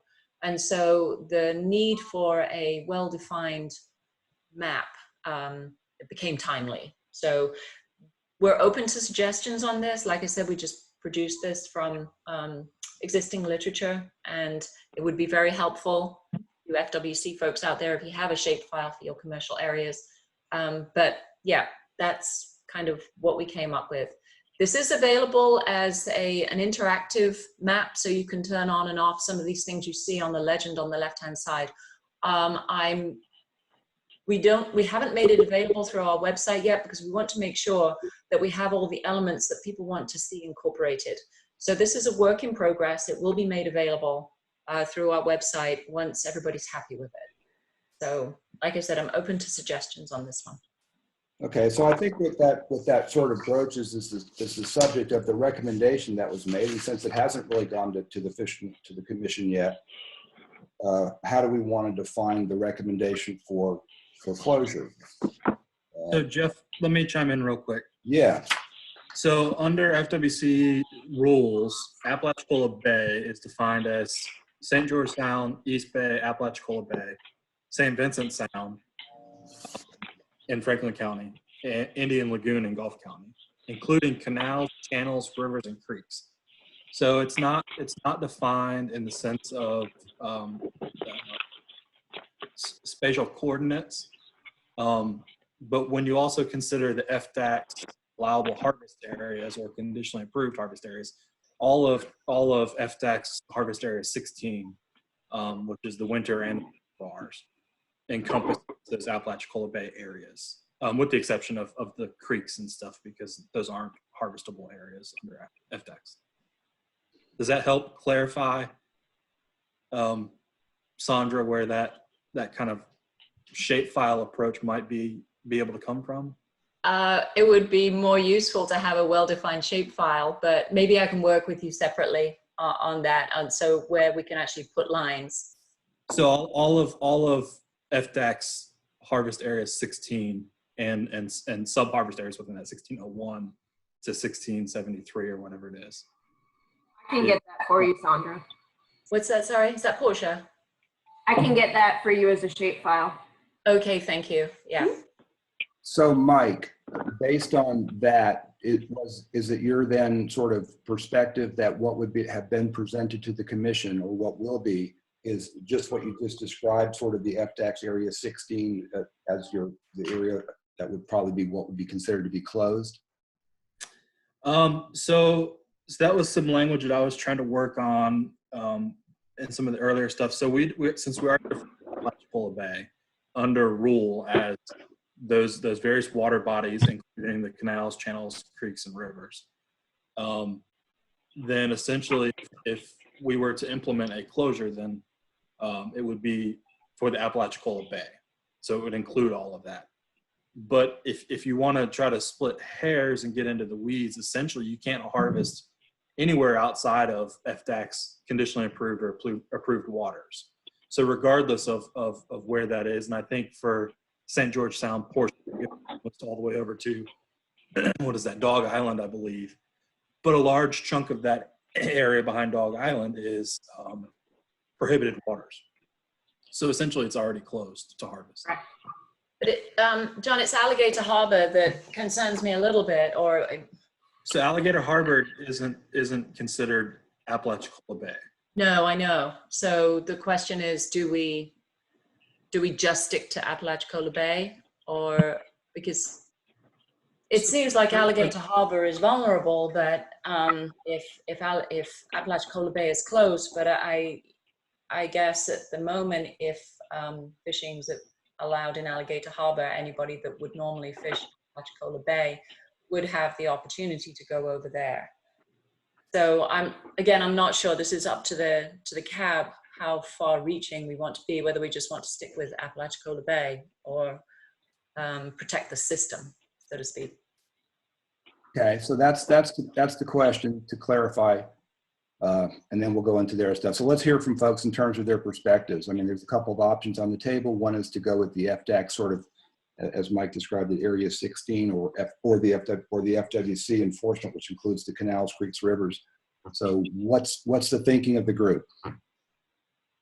Chad, go ahead, Chad. I guess I first want to have a question to Mike and maybe Portia about Alligator Harbor. Is there a particular reason that wasn't included in the Greater Apalachicola Bay system, or is there a biological, ecological, or some reason that's separated out for it not to be considered as part of the bay and the regulations?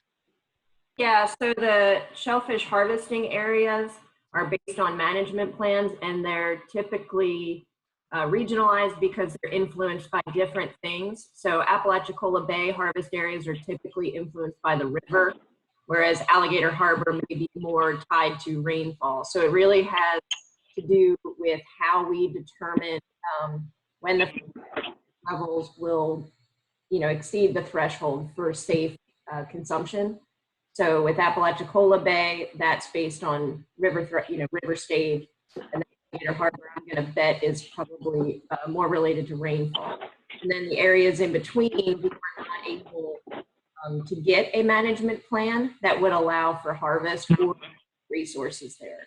So I'd have to do a little digging to find out why certain areas are prohibited, but a lot of times it's tied to septic tanks or development or marinas, things like that in the area. There's just too much space between those two areas. Even in Apalachicola Bay, it's chopped up. There's tons of harvest areas, and it's such a dynamic system. Okay, thanks. All right, other thoughts on what you as a group want to recommend as the area for closure specifically? You've got two existing sort of structures that are there that make sense in some way. Folks, who wants to talk? Chad Taylor here. All right, Chad, no, we're not going all the way to Georgia. Go ahead. No, I wasn't trying to do that. I just wasn't sure. I might have missed the question. Okay. You're asking us, tell me what the question is again. All right, so the question, yeah, I get it. The question is, and that Sandra and the team and Mike are trying to determine, when you made the recommendation on March 11th to immediately close Apalachicola Bay to wild harvest of oysters, what specifically do we mean? Just officially Apalachicola Bay, or the entire area that we just laid out the FDAX area or the FWC enforcement area, which I believe encompasses all of the FDAX that goes up the canals, creeks, and rivers. Is that right, Mike?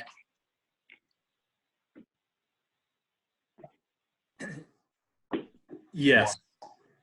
Yes. Simple answer. Okay, so that's the question. What's the intent of the Community Advisory Board on the recommendation in terms of the area for the closure? And okay, just for the closure, not the boundary for the project that we're doing. That's where I got confused.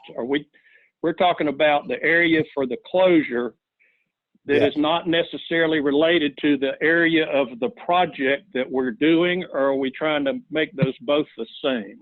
I think we'll just keep the conversation separate for now and focus on the closure for the oyster fishery. Yeah, okay, so that, for me, that means close it where you can close it, whatever that term is that you use. I just didn't want to get tied to where we're oystering as being some determinant on the scope of our project in area. Right. That's all. So Sandra's proposed, I think, a potential solution, because we have two regulatory agencies, right? DAX and FWC. We could just ask the two agencies to talk to each other and make the decision what they think is the most reasonable, and go with that, and then report back to us. Because I think the difference is not going to be huge, and that certainly clarifies that we're not talking about just Apalachicola Bay. We're talking about a much larger region. Isn't that correct, Felicia? That was your thought? Yeah, yes. was my question to you, was about, because we already had defined, ABSI, the place that we're working, Chad, that definition already exists. But when you're talking about a closure, then we really need to be just working directly with FDAX and FWC to get that, to get those boundaries, and then have, more of this discussion to make sure those are acceptable boundaries. So, and I think Chad's back with that, with an addition to that, if I can. All right, Chad, go ahead. So there's a wide discussion about how to support the closure, who can and how, and the politics that are around that, so that it successfully happens without, getting a lot of folks in trouble. So the way that I was looking at the closure was to support the scientists, that meaning FWC and FDAX, with what they want to close, not get embroiled in the politics. And I'm thinking in terms of county commissions and other things. So that's what I would want to do with this question here, is answer it so that, since we've voted to close the bay, let's do it make this vote in such a way that the most people can support it, so it can happen. So that was the reason for my question. Very good. So really, my interpretation of that would be that you would support FDAX and FWC working together to really define that specifically, since they're the agencies that are really going to be involved in having to deal with it. And I think it certainly covers. That's what I'd put on the letterhead, and then let them deal with the politics and everybody that gets mad. All right, Portia, and then Mike. Can I just clarify? So our authority, we don't have authority to close due to resource. Our authority is only to close due to public health. So we can close an area if it has gone over the management plan. We can't close an area because we're concerned about resource. That does fall to FWC. Right. So what we were thinking is that you can work with them on what makes a sensible boundary. I mean, I think we understand that FWC is the entity. Go ahead, Mike. But that's good clarification. So I think one thing to keep in consideration too is there's always going to be, when we're already seeing this with decline in resources in Apalachicola Bay, where we're shifting to other regions of the state. So there's always going to be that impact. And so if we're looking at closing Apalachicola Bay, it's difficult to say, okay, well, we also need to close this area because we think people are going to be running there to harvest oysters. It's one of those, at that point, it starts to snowball into, okay, well, in reality, do we need to close the entire state because people are going to leave Apalachicola Bay and move elsewhere anyway. So I think that's something to keep in mind is we can look at expanding the reach of a closure, but how far does that really need to go to effectively address the question of closing Apalachicola? And I agree. Sorry, I keep butting in, but apparently my little hand thing isn't working, so I'm just sort of butting in here. Mike, I completely agree with you, which is why I was hesitant to suggest Alligator Harbor, and the reason I did, for consideration only, is that it's a good question. How far do you go? Well, from the work that we've done in Alligator Harbor, it seems there are some nice oysters there, and it's likely that we've seen spat in Alligator Harbor on some of the aquaculture leases. I'm personally, from a scientific perspective, I'm a little concerned that if we don't include Alligator Harbor, then effort is going to get displaced. And this may be wrong or too late. Maybe it already is. I don't know. But that effort would get displaced, and we'd take those resources that could provide spat for the system. So, down in Cedar Key or South Florida or over to the west, it's less likely that those larvae are going to come into Apalachicola Bay. And until we've got data, this is just my arm waving. But that's kind of the reason for it. It's not so much a land grab. It's more of do we want to protect what is possibly supporting the system? So that's what that thought was. So I know Ed and Chad had raised their hands, and I apologize about jumping in. So I think the question in reality is, the resource in Apalachicola Bay, it has been depleted. So have we seen that negative impact in Alligator Harbor already? Or is closing the bay essentially potentially going to displace only a handful of people that would have not already been fishing in those areas elsewhere in the state? So I think that in itself is a big. All right, so was it Chad I don't see any hands raised, but Chad Hansen, did you want to speak? Let me say one quick thing, and that for those of us who are co-hosts like you, Sandra, and Felicia, and myself, and Bob, we can't raise our hands as co-hosts for some reason. It's kind of a problem with it. So your only option is to butt in when the time is right, because we don't have that function like others do. Go ahead, Chad. All right. Okay, thank you. Yeah, and I noticed the hand feature only raises for a couple seconds and goes away, so I'm not sure if it stays up there. So I have a few thoughts. I think just the first on effort displacement, I think the fishery would displace itself if the resource was depleted in one area and available in the next region. So I think if there was going to be any displacement of effort, it would already be occurring. And so I don't know that anything that's done with the management's going to, it may affect that, but I think that's already, that horse has already left the barn, I would say. The other thing is on the resource side, most of the information, if not all the information for is the sampling, the data that we've seen and the science so far.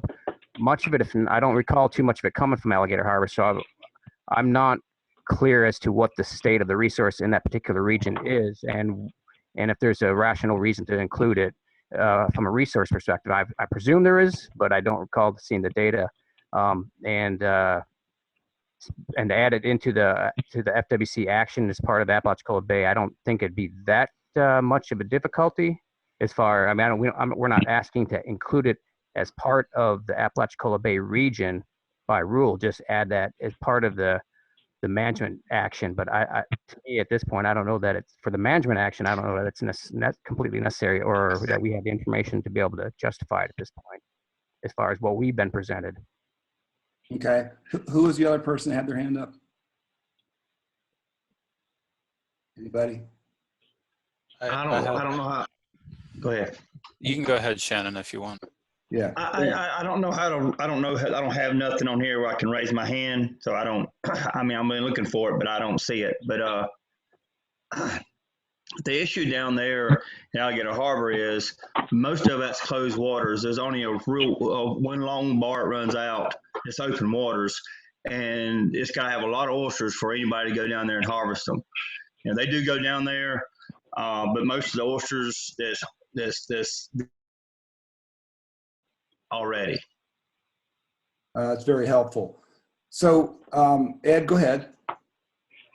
Really quickly, I think this is more to Sandra's point, and basically I could understand from a resource conservation perspective the concern over where effort might go, but from a legal and management perspective, the precedent in fisheries, as far as I'm aware, is to close areas or to close fisheries that have demonstrated that they've been over harvested. And I think we a lot of additional criticism if we move to preemptively closing areas. As a biologist and as someone who works on the system, I could understand why that might be reasonable, but I wouldn't want to see the entire attempt to close the Apalachicola Bay fishery get torpedoed because we were doing something that isn't normally done in fisheries management, which is to act preemptively. So I guess I don't want to give advice, but it might be worth considering doing them as two separate things if we really think they have to be done. Okay, so it sounds like the logic of this is that our recommendation is that FWC consult with FDACS and make the determination based on their boundaries and regulatory authorities, something like that. Does that make sense, Mike? Mike's shaking his head, yes. Okay, I'm open to further discussion or other opinions, or if folks agree with that, we'll test that out. And I just want to jump in and say, I agree with that, Ed. I hadn't thought of that perspective, but you're absolutely right. So, you know, I just thought I'd throw it out there for consideration, but that's a good point. Yeah. Okay. So would folks go with the recommendation that the Community Advisory Board recommends that regarding the recommended boundary for the closure, that FWC in consultation with FDACS make the determination on the exact boundaries of the border based on their existing boundary structure and authorities? Everybody good with that? Does anybody have any problem with that? I just want to, yeah, this is Chad Hansen. Just right now, the proposal, as far as I know, what FWC has been talking about is the Apalachicola Bay as it's defined in rule, and those are specific areas that was explained by Mike. So those are the areas that my impression is what we're talking about, and so I'd propose that what we'd support is the region from Indian Pass to St. George Sound, not including Alligator Harbor, rather than. I mean, I think that's what they've been getting together and proposing already, unless I'm misinterpreting that. So I'd say stick to what's defined in rule as has been put on the table. That's not any different than what I said, but that sounds fine the way you worded it. So let's go with Chad's, since Mike's, that work for you? Okay, so the proposal is basically that to use, as Chad, go ahead and say it again. Chad? Yeah, sorry, just the Apalachicola Bay as defined by FWC rule. Okay. Very good. Sounds good. Everybody good with that? Right. That makes it clear, and thanks, Chad. Appreciate that. That's helpful. Defined by FWC rule. Okay. All right. Let's then go ahead and turn to your agenda packets. And I'm going to take you to page, since I did a different document here.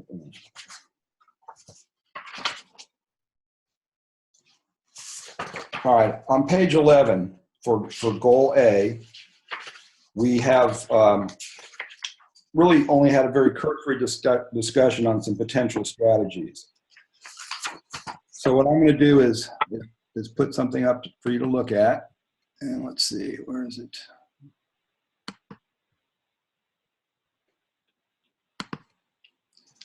Not that. Not that.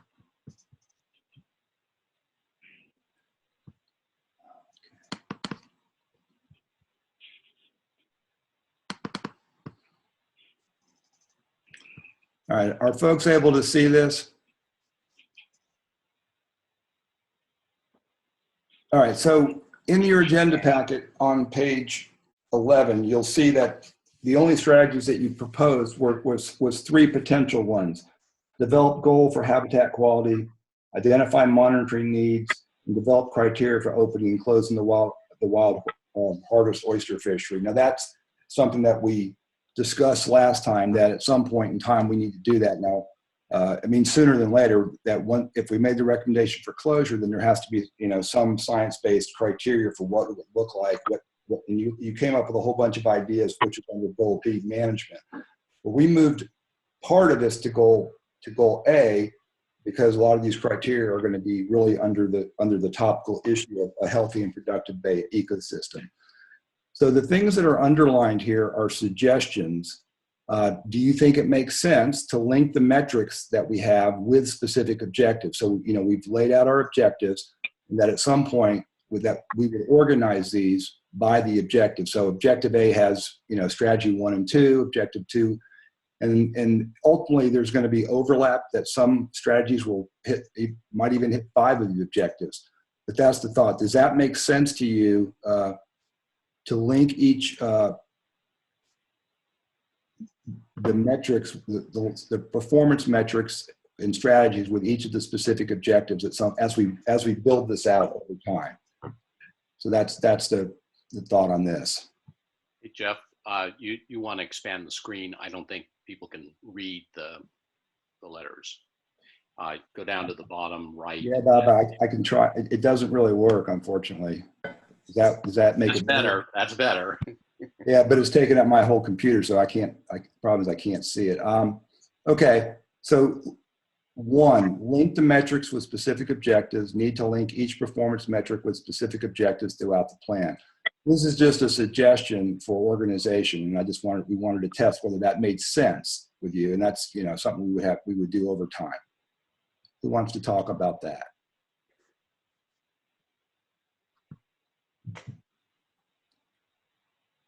Yeah, this is Chad. I support that. That makes a lot of sense to me. And I think we need to kind of build it downward from those objectives and put strategies behind those, so we know what we're trying to achieve with those objectives and how to measure that. All right. Georgia? What Chad said, it makes sense in terms of categorizing and making it really clear that they're attached in that manner. Okay. Anybody else have any comments? It's Anita. I agree. Okay. Anybody else want to weigh in? All right. So are folks then good with this as a sort of a recommendation for how we think about organizing this as we go along? Just some physical. Many of you don't have cameras, so it makes it a little more complicated for me to follow. But everybody good with that? Anybody not good with that? And wouldn't rate it at a 4 as an acceptable approach. All right, so then let's say that certainly have the support for that. Okay.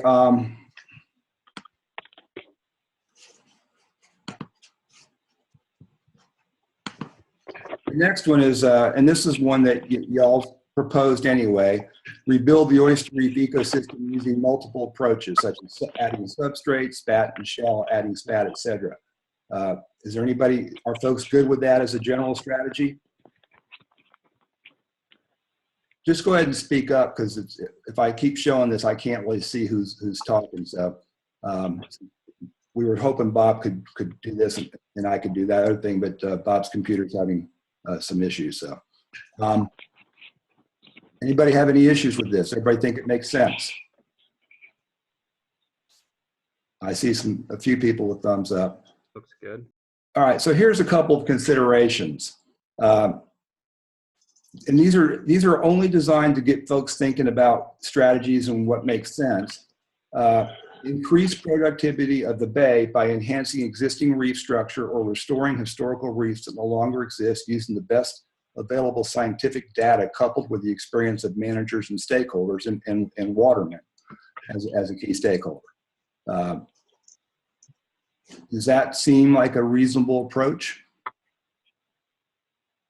A strategy that you think might be worth evaluating as part of your process? Anybody have any comments on that? Okay. Yeah, I do, I guess. This is Okay. I'm just want to make sure we're covering all our bases here. So this might be getting too far in the weeds, but we're enhancing existing reef structure, so that which is existing, and we're enhancing that, and current historical reefs, which may or may not be in productive areas or areas that are no longer still suitable for habitat. So there's not a in between where we're actually enhancing reef or increasing reef spatially in the bay where there's the habitat's suitable relative to where it is now or was in the past. So I think we also need to be inclusive of that as well. It's looking for new areas or having new areas where the modeling suggests it's suitable.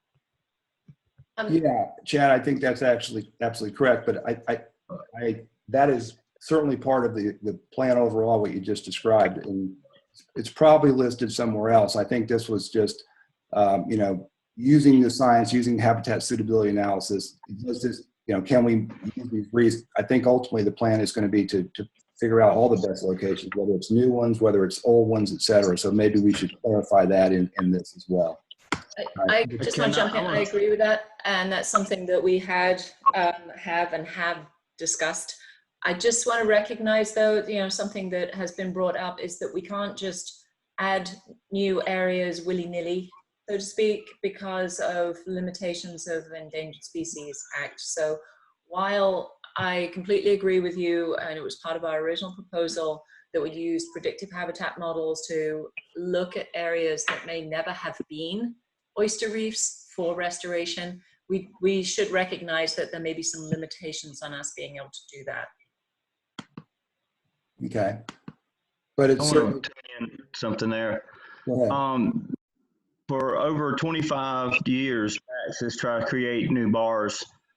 Just because the bottom is a hard bottom doesn't mean that a bar will exist there. I mean, if you use some of DAC's data where they actually planted and go back and look, and Oysterman can tell you, there's only 1 or 2 places that oysters actually survived, and it's only for a limited time, like 1 or 2 years.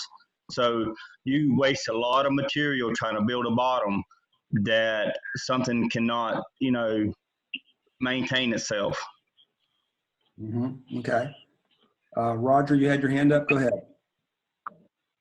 Oh, crap. Am I still there?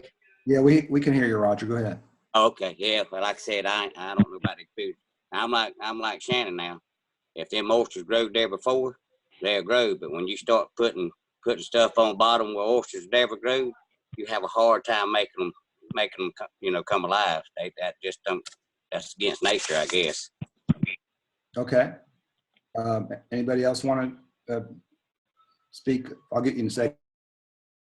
Want to talk? Jeff, I just wanted to add what Sandra was saying, because what we've proposed is more than just looking for hard bottom, Roger, to put shell out. We're trying to take a much more comprehensive approach, looking at larval distribution patterns, which may have changed in the bay, and looking at water movement, all sorts of other things, and trying to get a better view of where are the best places to build reefs that didn't exist before, where they will be able to take advantage of food available and so on. So I think it's it's not just random. And I guess in the statement for increasing productivity with enhancing existing reef structure or restoring historical, I would just add in there. And at some point, I hope we'll be able to give you a presentation that, a model that shows you why we would think certain areas might be better. Right. So basically, it would be new reef habitat based on habitat suitability analysis, right? Correct. Yeah. So that makes good sense. And what Shannon and Roger said is completely correct as well. Yes. You know, Yeah, I don't disagree with them at all. I just think that what we're proposing is, it's using a lot more data than may have been used in the past to make those determinations for correct. May have changed in water flow patterns and spat larval transport patterns and all the other matters that have occurred, salinity regimes, et cetera. Go ahead, Roger. Talking about the bottom changing. You know, like I said, I've oystered my whole life, and I've been on that waterfront because I had a business there for 30 years. But the bottom on Cat Point is just like the sand just keeps washing. Every time we get a hurricane, the sand bottom goes out. Even like on Cat Point right now, where there used to be a dry bar, it ain't nothing but white sand right now. When on low tide, the bottom has changed, and I guess it's the water shifting all that sand. And sometimes I wonder if it don't just cover them up. That makes sense? Yes, it does. Absolutely. Makes perfect sense. Well, I've seen that, you know, like where oysters was inshore, there's not no oysters no more. And like when we used to put overboard, you'd see spat up all over the beach. You don't see none of that no more. Where everything's filled in and changed. So I guess it does make a lot of difference. Right. Yep. Good points, Roger. Appreciate that. Thank you. Okay. So it sounds like does somebody want to say something? Yeah, this is Chad again. I just wanted to, I was just trying to be inclusive and make sure we're not like doing an either or approach to that strategy, and make sure it's, we're using the science that's becoming available in the ground now. So I agree with all the comments, and but I just wanted to be more inclusive. That was the intent of jumping in and throwing that out there. No, I think it was Chad. It was an excellent suggestion, and what I'm going to propose to this is based on your discussion, all of you, is that we go with the language that's there, but with the addition of and new reefs based on habitat suitability analysis. You know. So and we may want to tweak that a little more. I just thought of this because of what Roger said. And since in this statement, what it says, enhancing existing reef structure, you would still want to look at some sort of a suitability of those existing structures, to make sure that there aren't better sites for. Right, and Sandra and Felicia and Ed, this is the work that we'll do between now and the next meeting, is taking what we've heard here and rephrasing these things so they could be betterly articulated at the next meeting. Right, thank you. Yeah. Was everybody good with that in concept with some of the discussions we've had? Just kind of a quick show of, does anybody have any heartburn or problem with it? Okay.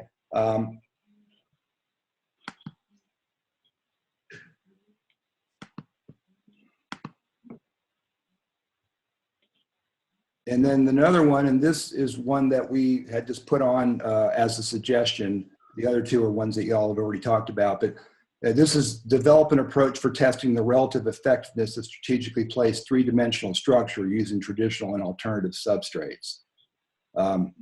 So just want to know what your thoughts are.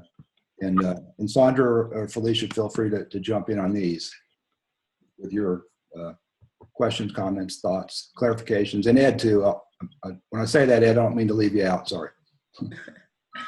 Yeah, I just say the idea of this non-traditional and alternative substrates. I mean, the traditional substrate has been shell, and it works really well when there's a good set and the oyster starts cementing the shells together and it's a natural substrate and it's all good.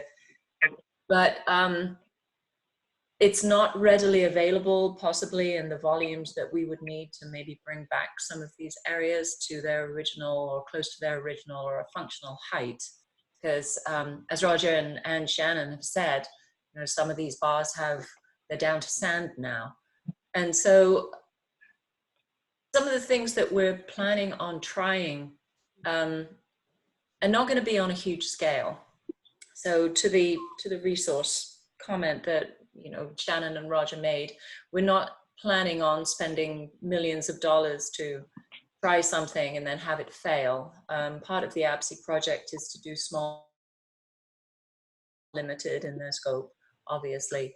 That's kind of our plan forward, is to try it on a small scale, see what works, and maybe carefully scale up. So we're not talking about using massive amounts of resources to try something weird and wonderful. wanted to put that out there. Great, that's helpful. Thank you. Thoughts on that, folks? Does that seem like a reasonable, some small scale prototyping? Can I say something else again? Of course you can. Right. Okay. Yeah. Well, at the beginning, I talked about Cat Point having those oysters on them and platform. Well, during the break, I talked to my nephew, and he's still oystering right now. And Shannon knows where this spot is in between Cat Point and platform. And he told me that they went out there and found them oysters where they planted them little rocks. And he said there's more little oysters on them than they was on Cat Point or platform. And it's just it's a little strip. So like I said, again, those little rocks that y'all put out there, I don't know what kind of experiment or how all that goes, but they growing oysters on them. Okay, great. Thanks, Roger. On balance, folks are okay with this in concept then? Anybody have any concerns? All right, good, and appreciate that. It's really helpful for us to hear from Shannon and Roger too, and get their experience in the water for applying that to what we're doing. So we appreciate y'all speaking up too. All right, develop goals for restoration, and this is one that y'all had already proposed. Develop goals for habitat restoration in the Apalachicola Bay system that include desired quality and quantity of oysters across subtidal and intertidal habitats throughout the ABS. So that's another potential strategy based on the discussions you had at the last meeting. Anybody, Sandra, do you want to say anything before we ask people for their thoughts? Sorry, I blanked out for a minute there. On what? Could you repeat that, Jeff? You busted me. I was doing something else. Oh, sorry. This is number 4, develop goals for habitat restoration in the ABS that include desired quality and quantity of oysters across subtidal and intertidal habitats throughout the system. I don't really have anything to add to that. Happy to answer questions if there are any. All right. Well, now that you're busted, say what alert, because we might get some. All right. Go ahead, y'all. What do you think about that as a strategy? Anybody have any thoughts? Does that sound reasonable? I see some thumbs. Anybody have any comments, concerns? See a bunch of thumbs. So, hey, Chuck, I see you're here. Glad you made it. Yep, finally. Good. I see you're growing a beard too. Staying home is like, a lot of people, friends of mine, have all of a sudden grown beards too. And I noticed Mike's getting a little longer too. All right. Okay. Sounds like we have a general agreement on that in concept. The next one is, and I'll put it up so you can see it. Make it easier, perhaps. Develop goals, and this is another one. This one we thought would make sense to move from goal B, which was the management, into the ecological component of this. Develop goals that ensure that the ABS has sufficient spat production to support sustainable growth of oyster reefs. So that's, on the table, thinking and thoughts on that. Is there support for that? Are folks think that makes sense?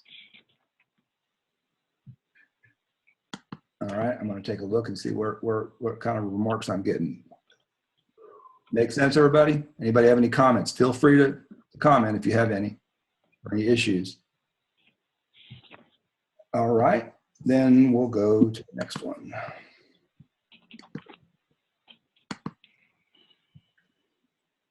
Okay, so we put in here another thing for you to think about. Is develop strategies to add spat to specific bars on a specific timeline, such as every 3 years, if necessary, to sustain the system as a restoration strategy, not a fisheries management strategy. So, in terms of ensuring that there is a good set of reef bars for for spat production and brood stock and all that, and protecting them. Does this make sense to do this, to add spat to specific bars on to try to get the system back moving and functioning? And again, Sandra or Felicia or Ed, feel free to weigh in on that. So I'm a little not for fisheries management. How? Well, so the idea of this project, I suppose the overarching objective is to create a healthy bay that can sustain a fishery.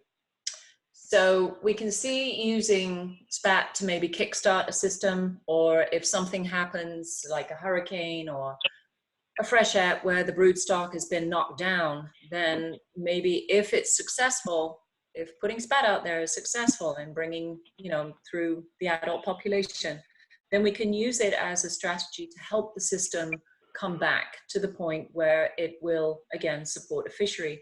What we're trying to avoid is the concept of regularly spending money to support a fishery which would not otherwise be supportable by the status of the bay. So we don't want to be essentially spending public funds to create a put and take fishery. So, our objective, like I said, is to bring back a system that can sustain a wild oyster harvest, not to supplement it. Does that make sense? It's a bit nuanced, but. Yes.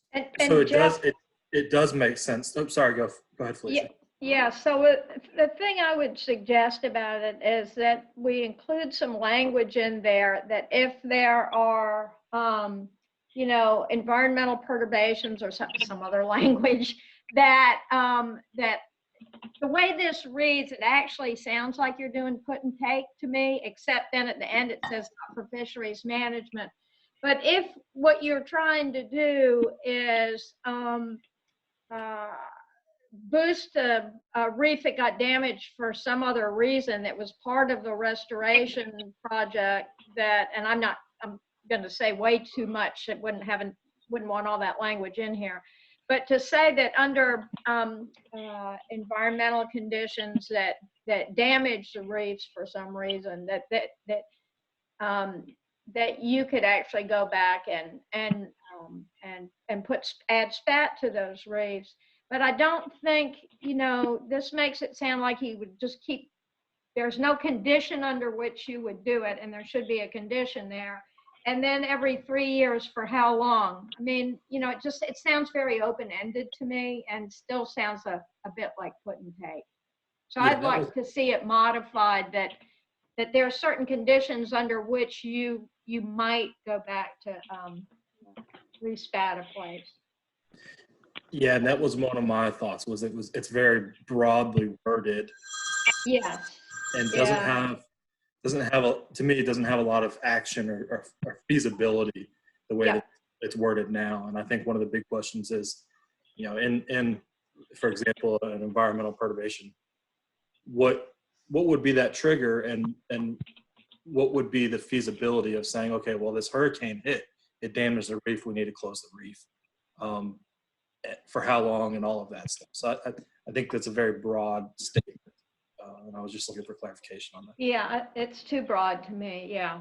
So the idea with these, though, is that if they make sense conceptually, then you can give us comments on some of the things that you think should be included, and then the team can work on, redrafting it based on your comments for the next time. So again, this is an iterative process. It'll keep getting refined, and eventually we'll have to get much more specific. But first, it's getting agreement on some concepts, and then we build it down based on more specific criteria and action.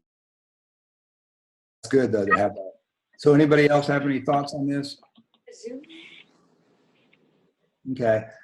So, Sandra and Felicia and Ed, you've heard the conversation. So for the next meeting, we'll work together on putting together some refinements to make this more a more discrete option that clarifies it based on what we heard.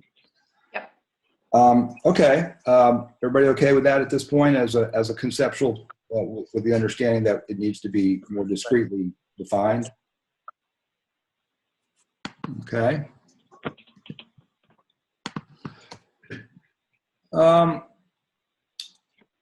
So these are ones that you had already talked about, at least conceptually. And again, all of these will need to be further refined. And, when you talk about rotational areas, so consider rotation decision support outputs. In other words, that by doing this, that it's actually going to achieve the goals. Then you'd have to say where specifically, for how long, on what rotation schedule. All those things are details, but the concept of it first.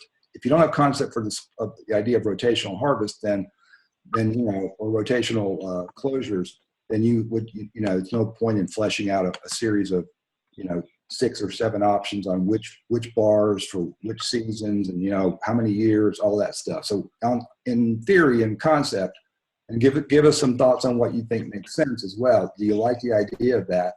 And then if so, how do you think it should be discussed further? Thoughts? I got a thought. If we look what's been happening for the last, you know, 10 years, the areas like Cat Point area, mostly, you know, I believe we could be working on rebuilding those beds because they're constantly doing you know, really well. And then looking at the other areas and we focusing on what needs to be done to those, but we'll have something to be building and produce process. Okay. So it sounds like it might make sense if you could kind of figure out where and when and for how long, Shannon? Correct. Good. Roger, what's your thought? You're talking about rotating the bars? Yes. Is that what you're talking about? Mm-hmm. Well, like I said, I've seen them rotate, you know, like from winter, but you know, get on them and they come on there. But now, how you gonna determine how long they can stay on there? I don't know how you're gonna do that. Because usually, if there's oysters there, people are gonna flock to them and get them, and they kind of gather up on them, so to speak, like vultures, and take them away. That's what you're talking about, right? That is part of it. There are other ways to look at it, and that is, you know, the rotation could be on a much longer period of year, 3 or 5 years. You know, that's some of the schedules Right. they talked about. Because like the summer bars, I went out there not last year, but year before last, and what we call the plants or lighthouse bar, they ain't nothing. You can't even find it where it's at. It's just nothing but sealed it over. I mean, you can't pick up a live oyster, much less a shell on it. And you know, I got a question maybe for the biologist. What happens to the shells? How come they deteriorate? Can anybody tell me that? Why they ain't, you know, they were shells there and then there's nothing there. Can anybody tell me what maybe happened to them? I think there's a couple of possibilities, Roger. I say they could get blown away. They could get sedimented over. You know, a natural oyster reef is a fairly solid 3-dimensional structure. You put a bunch of shell down there, and unless there's something to cement it together, it's vulnerable to being moved around, I would think. There's people that have been working out there a lot longer than me that probably have better ideas, but that's my thought, is that it either gets moved or it gets covered up. Well, like what I'm saying, like I said, it felt like it was covered over with sediment because I couldn't even find a shell out there. You know, I've been doing this since I was 6 years old, and I just can't figure out how come a shell can just disappear or just disintegrate where you can't even get gravel up in your toes. You know, that makes sense to me. Okay. So does anybody else have any thoughts on the idea of considering rotationally closed areas based on, you know, good science decision support tools? This is Chip Bailey. Go ahead. Jim. Yeah. We've noticed the same thing he's talking about.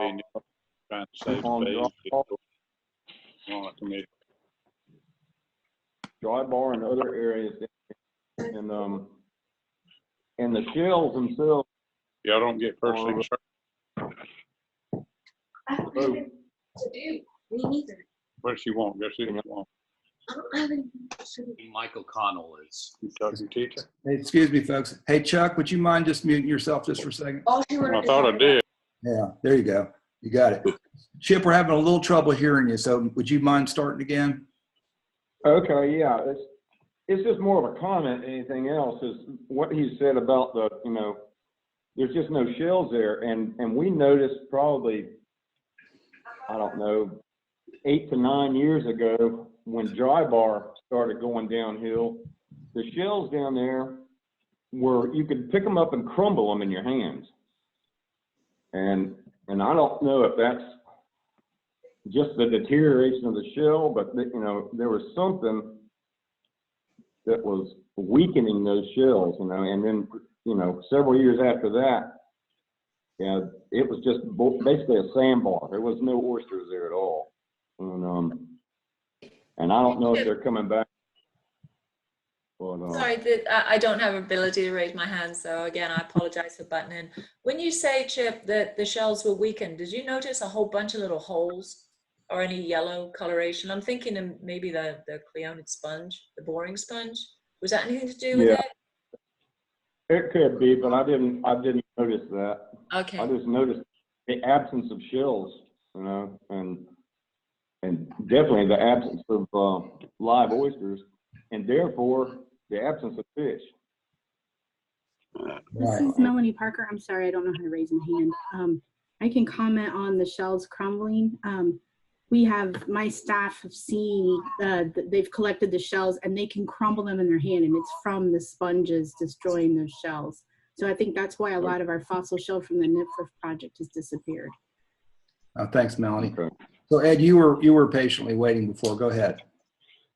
I was going to say, I think most of what Melanie said, there's a fair amount of research talking about how the shells do dissolve over time, and that's sped up obviously by the boron sponges, but also by a higher pH. And so this was just comments mostly to Roger and the other things that, yeah, this is a real thing. In addition to the shells getting covered up with silt, and in addition to them washing away, when the oyster reef loses its structure, they do actually just dissolve naturally. It's the calcium carbonate leaving and being activated by the acid in the water. Okay. That's right, isn't it, Melanie? Yeah, that makes sense. All right, thanks. So in general, as a concept, understanding that there would have to be, you know, based on the fact that some analysis that it was going to accomplish the goals, are folks generally supportive of this as something worth exploring as part of your exploration of possible strategies based on what we know? Everybody okay with that? Can I see some movement of hands at least, something? All right, anybody have any problems? I guess not, huh?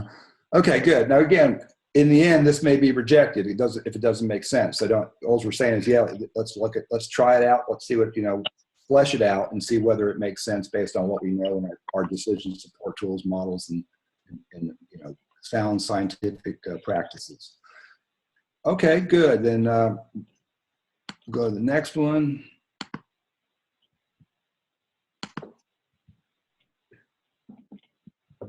Base all management and restoration decisions and monitoring requirements on high quality scientific data. That's probably not one hard to argue about. Anybody have any issues with that one? Any comments on it? I think the thing is that we moved this to goal B from goal B, which was the, you know, the management structure for the oyster fishery, the sustainable management of the oyster resource. Because it really, you know, seems to be an ecological function. It's both, but it's an ecological function. Anybody have any comments or thoughts on that? So I don't disagree with the management based on high quality scientific data. I think if this were to, that portion of it were to be in the management area, then it needs to also be based on high quality scientific data and stakeholder input. Right, and the direction. I mean, that's the way the commission considers all of that. You know, the public input is also data. Right, and I should make one point, Mike, because I think what you brought up is an excellent point. These are buckets for discussion purposes and developing a plan, but they're not silos. They all have to work together. So many of these are going to cross over into both areas. What matters is that we have them all included in the end, and that the package all works together sort of holistically. So it is a little artificial to talk about one here and one there, because so much of this applies to both ecological functionality as well as the sustainability of and management of the oyster resource, right? but those are excellent points. So, but it does help to remember that even though we're talking about them in buckets, they are not silos and have to work together across all 5 of our goals, really. So good point. Thanks. Anybody else have any comments? Everybody seem okay with this in concept with some waving of hands? So few people are using cameras that it makes it a little bit harder for me to, see what you're up to. Hey, thank you, Portia. Appreciate it. All right. Again, these last 2 are ones that you've already put on the table. We moved another one over here. Determine the acres of kilometers squared, acres or kilometer squares of healthy oyster reefs needed to ensure reef sustainability throughout the ABS.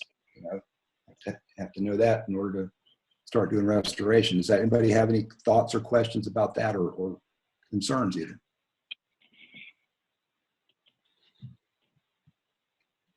Okay. I've got just something that needs to be noted on that if nobody else has a comment. Sure, Ed, go ahead. Without specifying what you're doing with the fishery, this doesn't make a whole lot of sense. So the area in whatever unit you use that we need for healthy oysters to have a sustainable population depends on how we're handling the fishery. Okay. Any other comments or thoughts?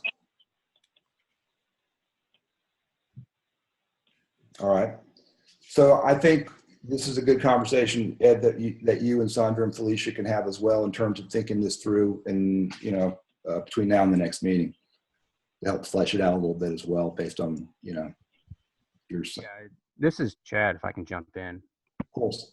I don't disagree with that, but I think what we have on there is inclusive of the fishery, whether there's a fishery operating or not. I think this section is more geared towards the resource itself and not the management and the fishery side of it. But I think, we have to have a sustainable oyster reef, not just for the fishery, but for the habitat itself, for all the ecosystem services it provides. I think we all understand that. So I think I read this as being part of what we need to have a bountiful ecosystem for all the oyster reef and the ecosystem for all the services it provides, and including in that is the fishery. Yeah, Chad, I hear you on that, but what I'm telling you is that I cannot, and I don't think anyone could actually determine the area that you need to have that to be sustainable unless they knew what was going on with the fishery. I completely agree that we want the sustainability aside from the fishery, but you couldn't pay me enough money to tell you how many acres you need to have it unless you also told me what was happening with the fishery. Okay, I think we're saying the same thing. I think we agree that this really, certainly there's a sustainability of the Apalachicola Bay system is the goal under this area, but Ed's point is, that they have to work together. So I think that will happen in the course of this. Okay, anybody else have any questions or comments on this or on what was just discussed between Chad and Ed? Everybody good with this in concept? I want to see your hand. Okay, Jordy, at least you waved your head. That's good enough. Okay, then we'll take this one up and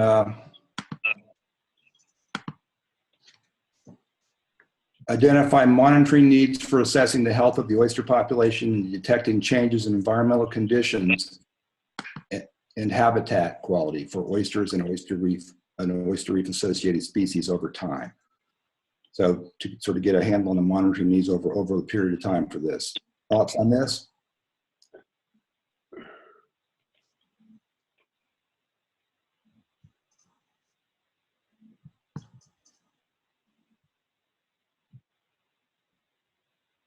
Monitoring needs for assessing the health of oyster populations and detecting changes in environmental conditions and habitat quality. What do folks think about that? Does that make sense? Is that something? I see Anita waving her thumb up as support. Jen is shaking her head yes. Anybody have any issues or comments or questions about that?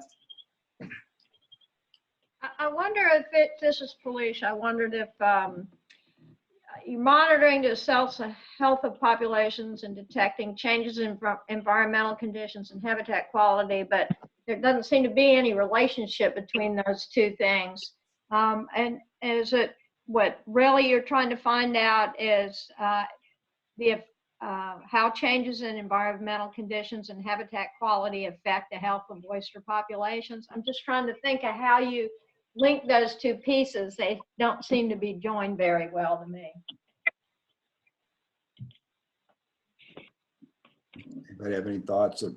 So some of this probably is stuff that, you and Sandra and Ed should talk through and, yeah. and between meetings and bring back your thoughts to help the group think. Will do. Okay. All right. So the last piece here is, and we put this up just, to see if it made sense is should a strategy on disease be considered? And I think Sandra felt that for the purpose of this project, research isn't really going to be something that we can do on that, but there, does continuing to monitor for oyster diseases, is that something that makes sense for the scope of this project? And Sandra, why don't you say a few things on that, and then we'll hear from the group. Yeah. So a strategy on disease. It's kind of hard for me to, outside of the aquaculture industry and human health effects and making sure that you're not moving infected oysters from one place or another to another, and we have that in place. There's not a whole lot, I think, unless you get into genetic manipulation, that can actually be done about diseases. So I think we will continue to monitor at least dermo, because that's the chronic disease in the bay or throughout the state. But I'd be interested to hear what people think about, especially the FWC guys, think about additional diseases and whether there's anything else that should be monitored. But in terms of strategy, I'm not sure what we could possibly do within ABSI about that. Okay. So what are folks,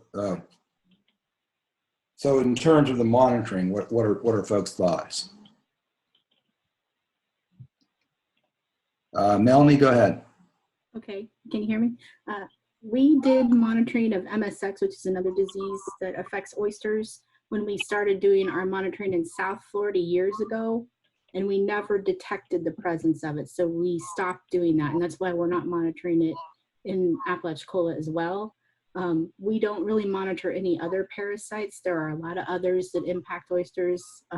We see them occasionally. Bucephalus is one that is pretty common, that completely wipes out all the tissues in the oyster, including, it basically castrates them, but it's not that prevalent.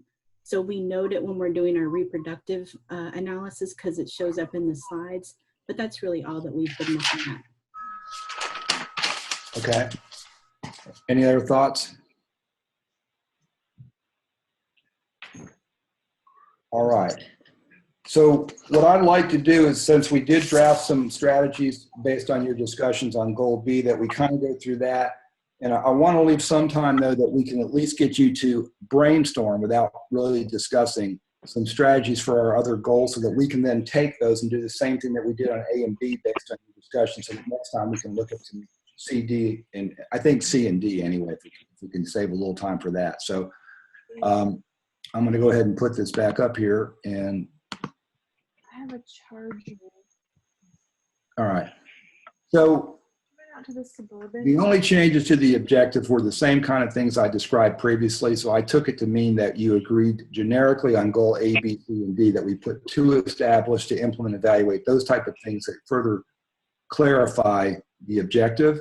And I think the only changes is that we made it clear that when we talk about doing the management plan, it's for both commercial and recreational industries, so that's all inclusive. And we've already discussed the recommendation and also our recommendation regarding the boundary for the recommendation.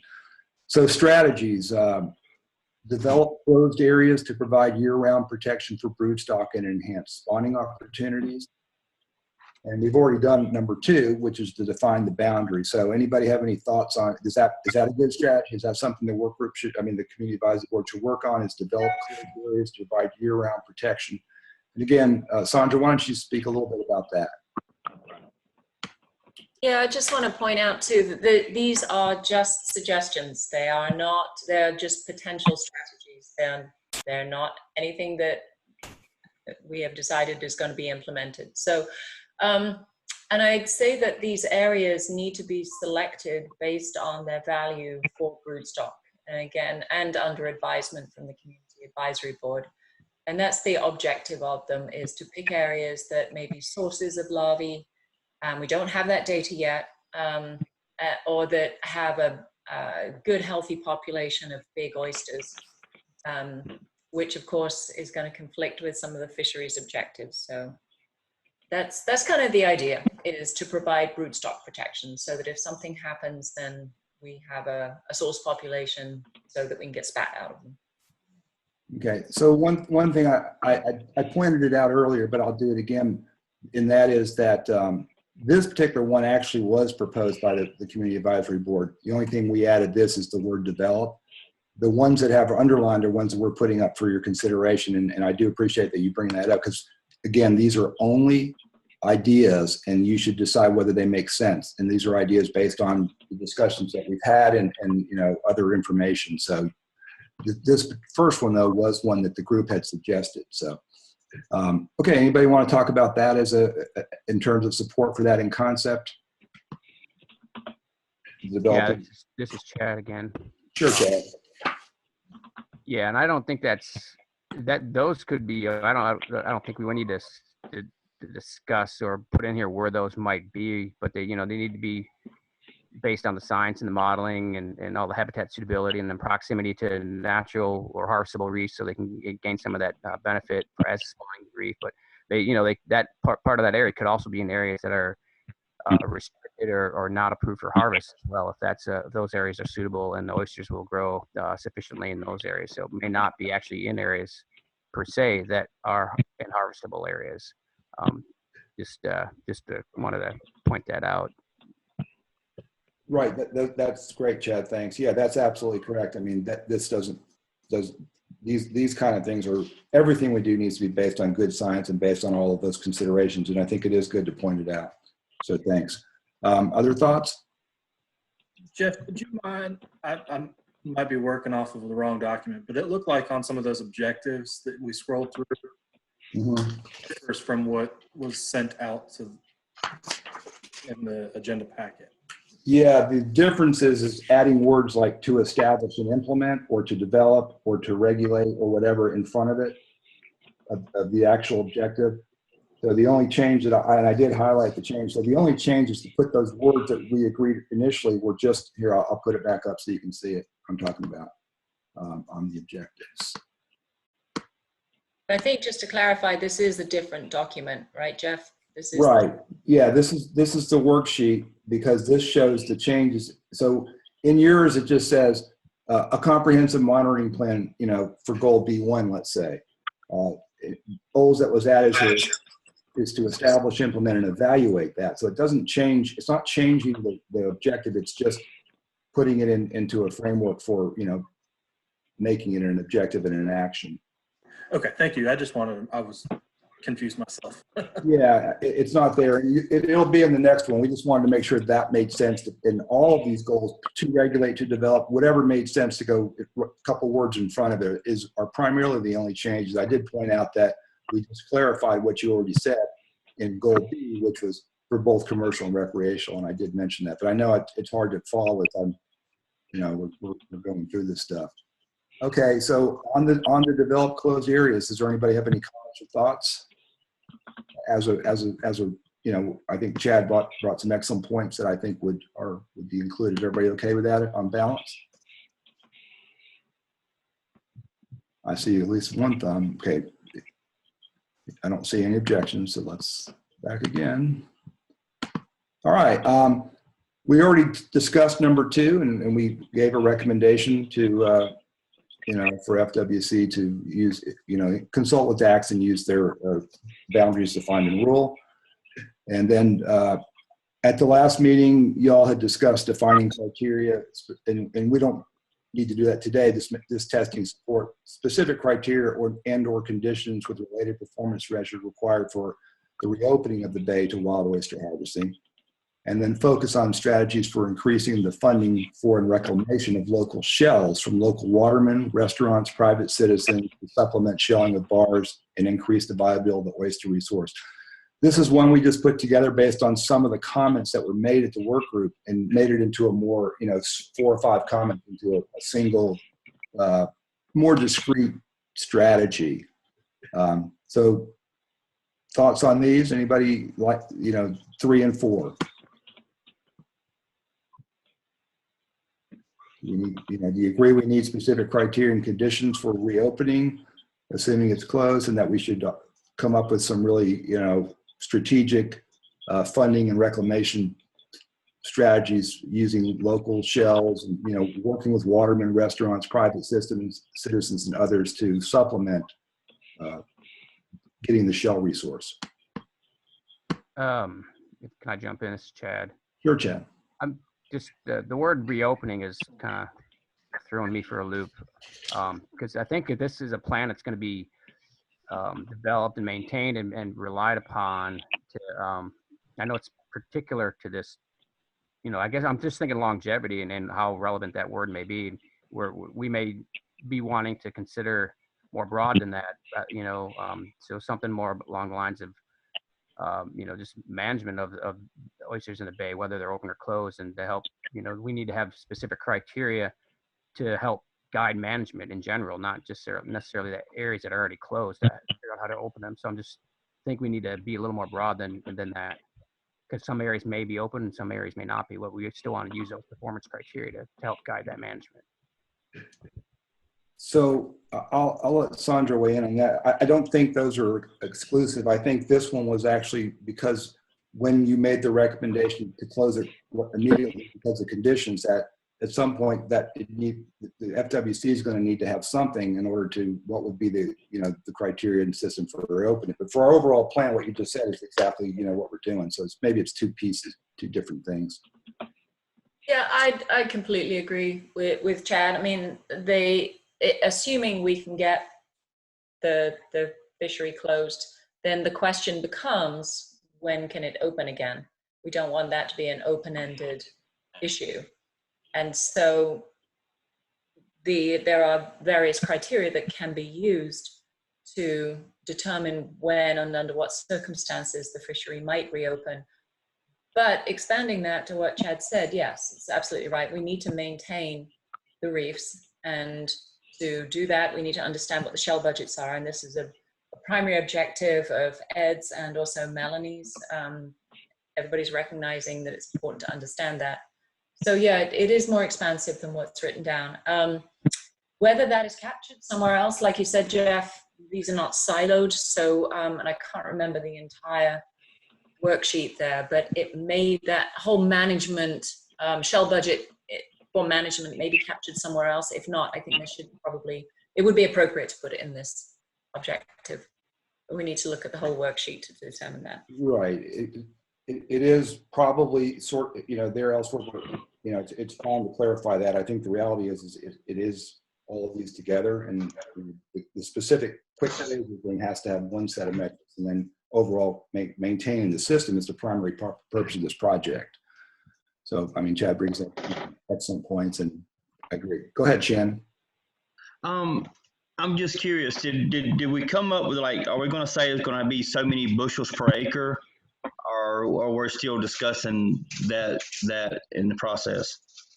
We're still discussing all that. So what we're trying to agree on is on strategies, and then once we have support for certain ones, then we need to flesh them out with the details, and that's going to be, and we're going to have to do that based on what do we know, what data do we have, what science do we have, and how can we evaluate those using decision support tools to see if they're likely to be effective. So those are things we'll be doing over the course of the project.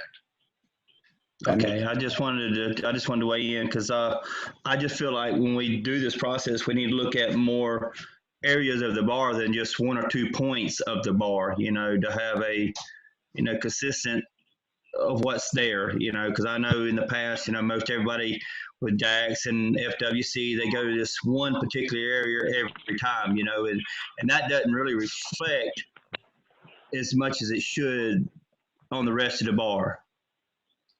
Right, and so that's where we're going to be when we start fleshing these out. Your expertise, you know, on the water and our other watermen is going to be important to put those into the equation as we discuss them together. So yeah, we're going to be. That's definitely part of it. Mike, go ahead. So I just wanted to throw this out there. So when we go to the commission, hopefully in July, and request that they suspend harvest in the bay, there's already going to be some kind of criteria tied to that. Reason being is we can't go and say, close it for a period, we don't know when. We're going to have to provide them. And it could be something as simple as, you know, having them direct us to return in 3 years or 5 years or whatever to reevaluate. So I think, you know, this thought of a reopening criteria could help inform that if we have to return to the commission in 2 years or whatever that number may be, evaluate the reopening of the bay.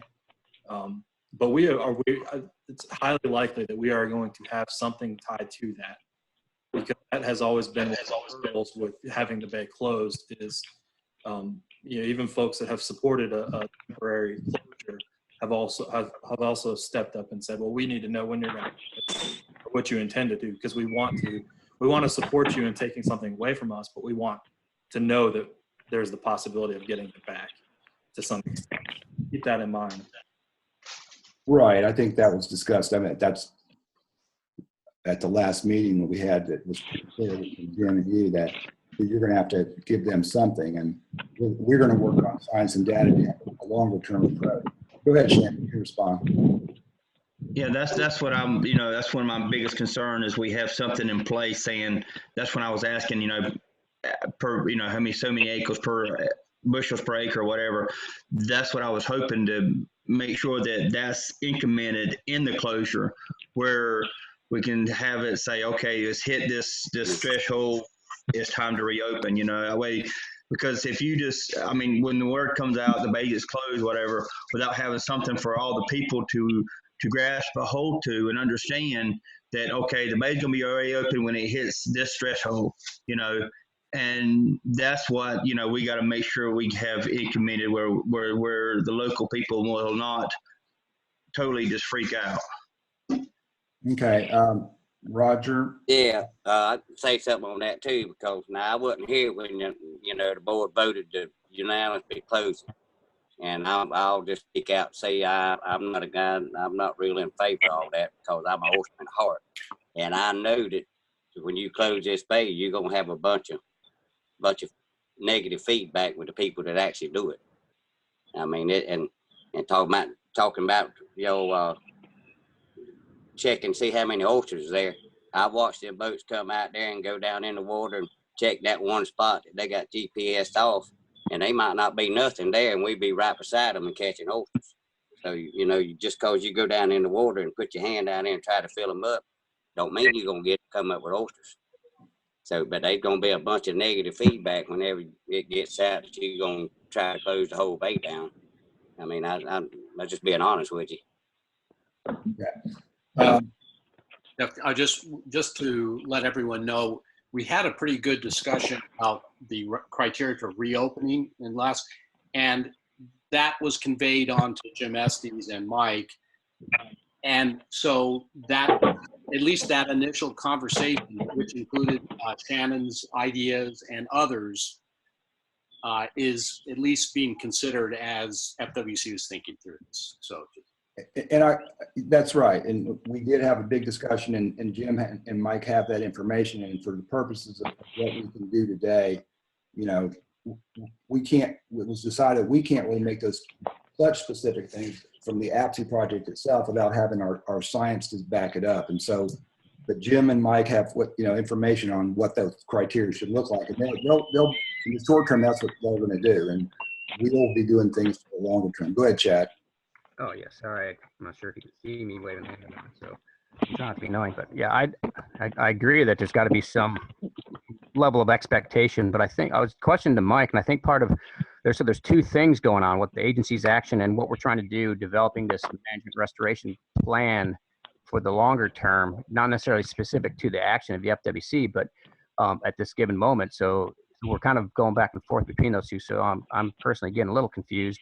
But question, it seems like the staff, and this is a question to Mike, is how much are you going to discuss this process that we're undergoing right now with this ABSI project with the cab, and describe to the commission, because I think it'll be important for them to understand and realize that what we're trying to develop here is some of that criteria for management of the bay, and how to manage it sustainably using the science that's being developed. And so I think it might be, it might provide them a level of comfort if they know that there's this process with all these stakeholders involved and agency folks, that they're trying to come up with this plan, and this plan will be coming back to the commission at some point, and you can timestamp that. I don't know when the time would be, 2-3 years. You come back with an update and present what this is actually gonna, whatever comes out of this is the recommendation, the proposal for management and how to reopen the bay.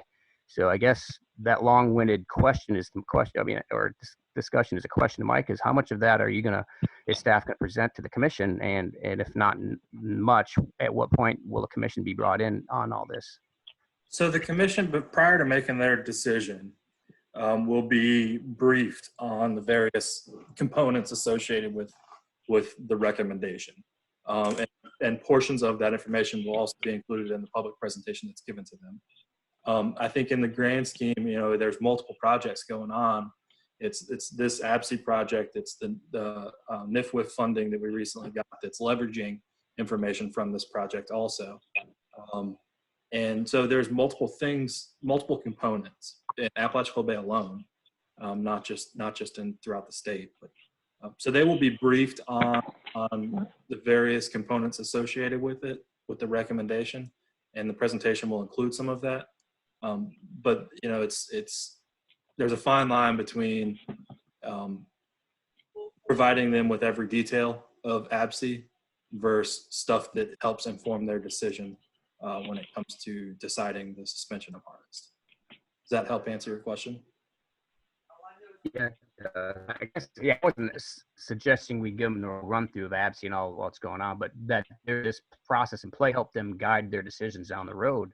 And I think that would be very for them to know and understand a little bit about that. So you're not just going there asking for suspension, and when you get to, throw, because, it's like the fishermen brought up, those metrics, when they reach a certain point in the density, bushels per acre, like what does that actually mean? How many acres, how many of those acres are viable or not, and have that. So we'll need to have a more robust set of recommendations for how to manage this, and this is what this process is developing. Right, exactly. So I'm gonna have to manage this, because given the time we have, et cetera.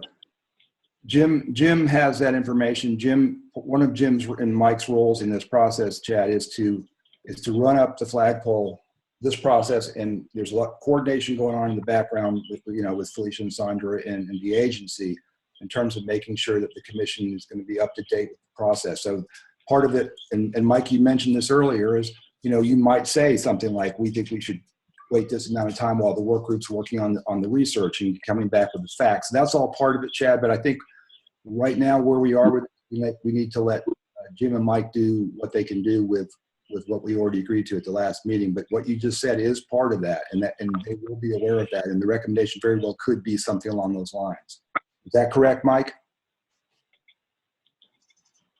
Mike's shaking, yeah. So there are some, FSU is working, with FWC and UF and others to make sure that all of that happens, as appropriate. Okay, Ed, and I want to move on because we're running out of time, so. Sure. I just had a really quick question for Shannon and Roger if they wanted to chime in on this. At the last meeting, I hadn't done enough of my historical looking, and I didn't realize that when the hurricane closures happened, it was that 300 or 400 bushels an acre that was used to open things back up. So my question is, there's a number of different metrics that we could use to try to say, well, we think the oyster population is good enough to open. Is bushels an acre, is that the one that oystermen are going to understand the best? Is that the one that would make the most sense? Or are there other metrics that you think the people would say, okay, that's something I can envision and could be an end in sight to this?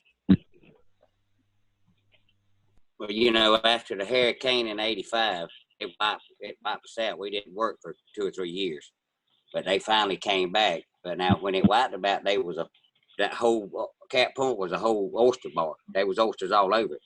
What you seeing out here right now, that they ate just wherever y'all planted those rocks, that's the only places oysters are. So for it to get back to being that many bushels per acre, it's going to take a while for it to get to be there, because like I said, there ain't nothing on the bottom for it to stick to. If we have a spat, but there's nothing that's going to guarantee that it even is going to live. The oysters out there right now, they might be dead by the time the winter bars start back again. I mean, we don't know that, or I don't know it. Okay. But that metric, how many bags is on there, I know they'll understand that. But the people that go out there and actually catch them, I mean, they are pretty good monitor of what's out there. Because all right, that makes sense, or I'm just.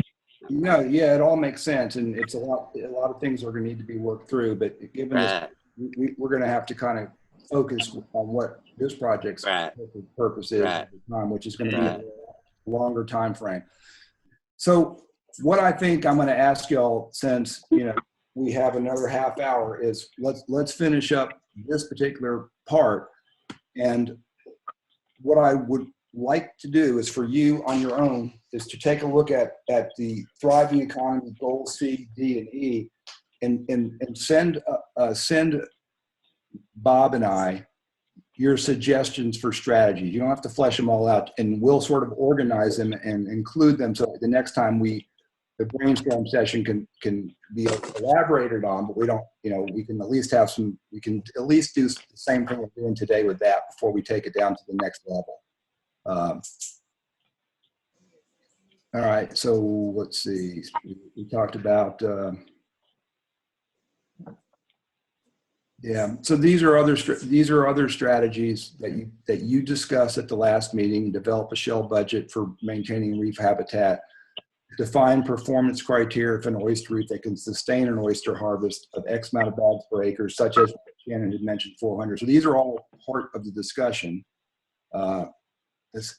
related to the feasibility of the shell recycling program. Evaluate rotational and seasonal harvest strategies. So in concept, these are things that you have discussed already. Do they make sense to you? Are they worth pursuing further and fleshing out? Shell budget, performance criteria for sustainability of a harvest, and evaluation rotational. Because we're talking now about the category B, which is the sustainable management of oyster resources. And those are in the agenda packet. So thoughts on those as on balance?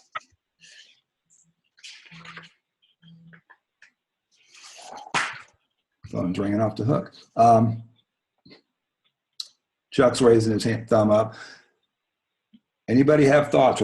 Are those things you want to keep on the table, that you support them in concept once they're fleshed out?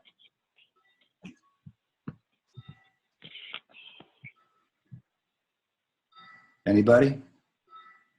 So the only rule we have is silence is affirmation, but I don't want to just make that assumption.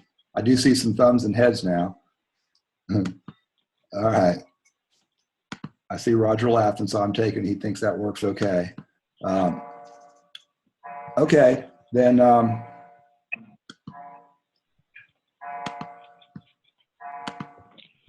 know it's a little difficult, in our non-real environment, but it's what we have. So obviously, as rotational seasons over, if it has traction and we have data to support it, we would need to include the number of years, specific locations, size, exactly how to do it, all that. So that's stuff we can flesh out. So evaluating a limited wild harvest oyster, evaluating a limited entry wild oyster harvest, and develop a protocol to ensure sustainability. So that's a thought. Does the work group think that's a strategy that you want to consider about, and how that might look over time? Consideration of a limited entry fishery based on data, based on a set of requirements. What do you think? Shannon, what do you think? Is that something worth considering? I can't hear real well. Yeah. A lot of background noise. Yeah, I don't have any help here.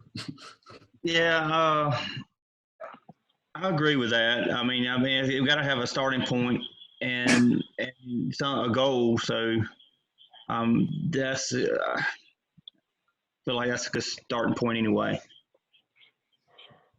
I agree with Shannon. I feel like we put it in there because it had validity, and you know, we may want to take it out later, but it was discussed at length as a possible way to control the harvest. Yeah, okay. Others?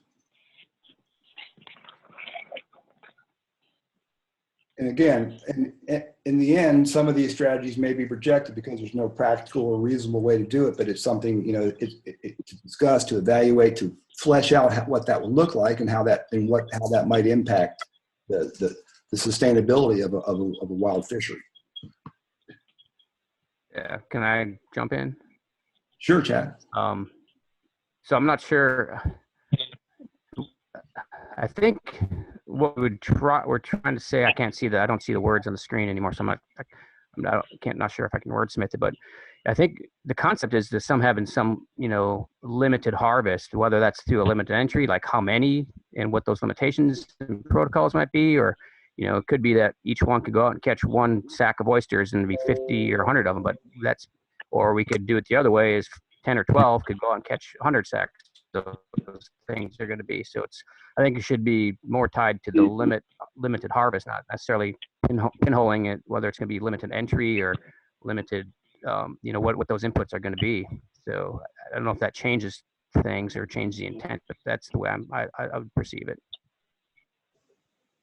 I think Roger was going to say something, but if I could just respond to that, Chad. I think you're right. It's about the number of oysters being taken out of the bay. But if you think about a limited number of harvesters with a finite amount of oysters, then those guys hopefully could make a living doing it. Whereas if you allow one bag for 100 people, you know, it's not going to be sustainable economically for those people. So again, you know, these are just options, but that to me might be a benefit of limited entry, in that it protects the people that are actually in the fishery rather than having it essentially a free-for-all and then nobody can make a living. It's just a different perspective. Correct. Well, and I agree with that too now, but now, you know, right now you can catch 2 bags. The limit is 2 bags of oysters. And this particular time, you got to be in by 11 o'clock. I mean, they've already got in place, you know, how much you can catch. Well, there's probably not 10 boats that's working right now, and maybe 15, 20 people at the most that's making a living out of it. But those 10 or 15 people ain't in the bread line right now. You know, they are making a living. But most people that's live in Franklin County right now hadn't even got an oyster license. And the way they got it set up now, it's like me now. I'm sitting on this computer watching, but my wife had to set it up for me. But you can't even get an oyster license unless you go online and watch the film. Most people don't even know how to go online and do that. I didn't. I had to get somebody to do it for me. So, you know, it's a limited amount of people that's doing it right now. Okay. Yeah. Okay. Yeah. I mean, it is a different approach, and Chad, there could be a different option, but for the limited entry, it's a specific concept. Right. It really is about having people who can make it. But with this in place, the oysterman that makes their living can do it instead of these guys and in the spring and fall just overload the bay and wipe them out, and the guys trying to make a living and they're scrapping all year long. So this method will make it better for the oysterman, but it's going to be aggravating trying to figure out how to do it. But in the long, I believe it'll be better for the oysterman. And that's a hard decision for watermen to come to, because up in Chesapeake, they really wrestle with this too. You know, they don't want to leave people out, but all the firemen and you know, contractors who come in seasonally, they were talking about up there. You know, we're just making it so it's hard for them to make a living. So that's part of the deal. So that's the purpose of this one. Other thoughts? Anybody have any other thoughts on this as a concept and the devil's in the detail. We know that, right? So, okay with exploring this as a possibility. All right.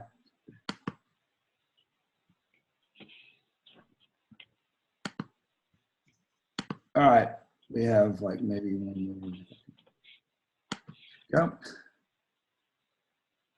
So this was put up here, address enforcement presence on the water, both in increasing numbers and quality through training to address poaching and support strategies, such as focusing on the buyer level. And then I think there was a reframing of this that the team put together as proposed enforcement strategies that will support restoration efforts in the ABS by reducing poaching, for example, through increased FWC enforcement presence and increased number of checkpoints and ensuring uniformity in the marketable size of oysters for fishers and buyers. So, you know, that's the thought about whether an enforcement strategy would be a useful thing for you to consider and make a recommendation to FWC on.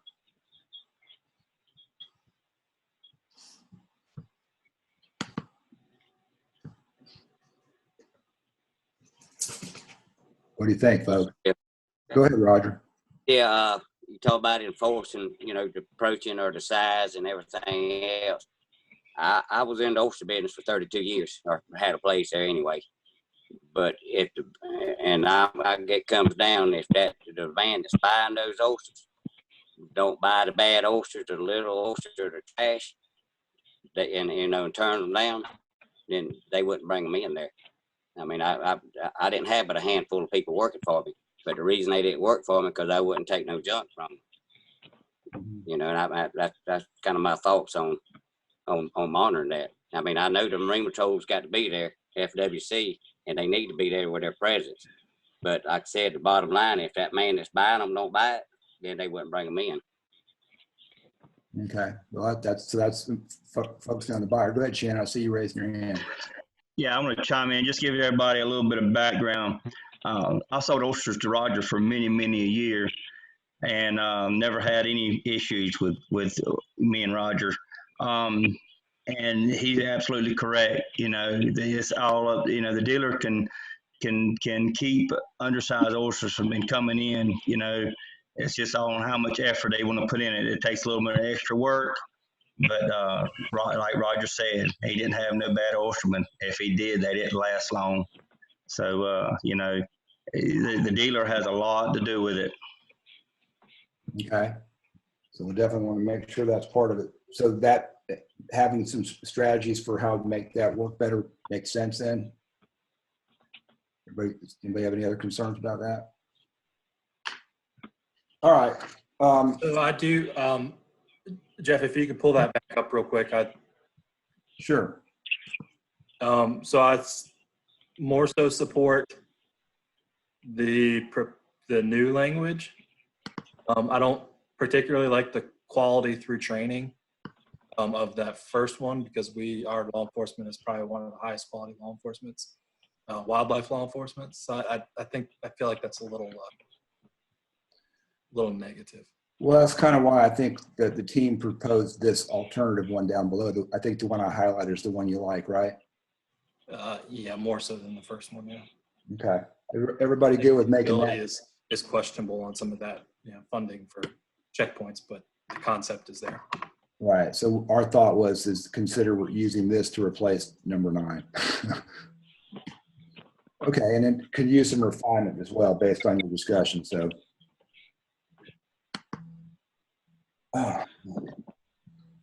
Anybody else have any thoughts? Okay, so here's my proposal. I mean, we've been at it for what, 3.5 hours, and we've got a few things to do, such as talk about the schedule, and also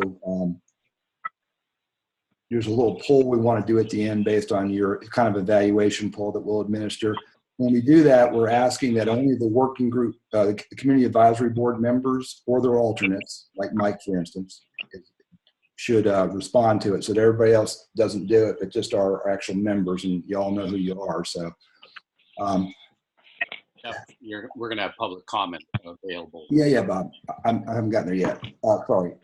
What I'm asking you to do, and I need you to give me feedback on this, is will you take a look at the strategies and go to category C, a thriving economy, category D, an engaged stakeholder community, and then category E, a fully funded, science-informed, ecosystem-based management and restoration, and propose some strategies and email them to me and Bob so that we can get those, on paper, and you'll have those in advance because we'll send you the worksheet with people's proposed strategies that we can then discuss. Since we didn't get to brainstorm a list, which is what, would have been helpful, but it's fine as long as folks will do it. So if I give y'all a certain amount of time, a couple weeks, you can just send one for each if you want. We'll compile them all and include them. It's not going to be a huge bit of work, but what do you think would be a good strategy for how to, for objective or goal C and D and E? So then we'll at least have an initial suite of strategies to consider for A, B, C, D, and E. Is that something y'all will and can do? Jeff, this is Anita. I think that's a good idea. Could you state or maybe put it in writing in an email? That way the people who are not here could also contribute. Yes, what I'm actually going to do is put it in writing and give you a kind of a worksheet that you can just fill out to make it even easier. And that's what I would normally do. And I've done this in the past. We've done this in the past with other groups, but I just want to make sure y'all will do it. And those of you who don't, we can mail them to you and you can just handwrite them if you want and send them back, whatever it is. But the most we can get, we want to make sure, we get your thoughts on here. It'd be just like in a meeting where we just brainstorm a list of stuff, right? Is that okay with folks? Does that seem reasonable? I think it's a good way to do it given our current situation, and then we can get it on paper and discuss it. So give me some feedback, some more feedback. Everybody's good with it. Okay, so we'll get that to you. We'll give you the deadline. We'll put it in a little worksheet so you can, fill it out and send it, and we can compile it and have it, and you'll get it back before the meeting so that you'll have a chance to look through it, and then we can go through it like we did on A and B today. So we can sort of move it down the line a little bit. Yeah. Jeff, just in terms of schedule, probably by the end of June, getting that input back would allow us to prepare. Bob, let me, I don't want to give him that much time. Sorry. We'll put a date in it and it'll be reasonable. You're much more liberal than me in that regard. I'll put together a proposal and send it out to everybody with how much time to do it, and give them at least a couple weeks. It's not going to take that long to do this. But thanks anyway. All right. Anybody else? Okay. Is there anybody from the public who would like an opportunity to speak? Or anybody else on the call, for that matter?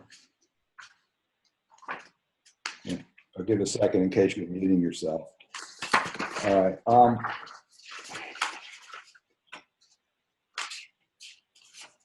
Let me do this then.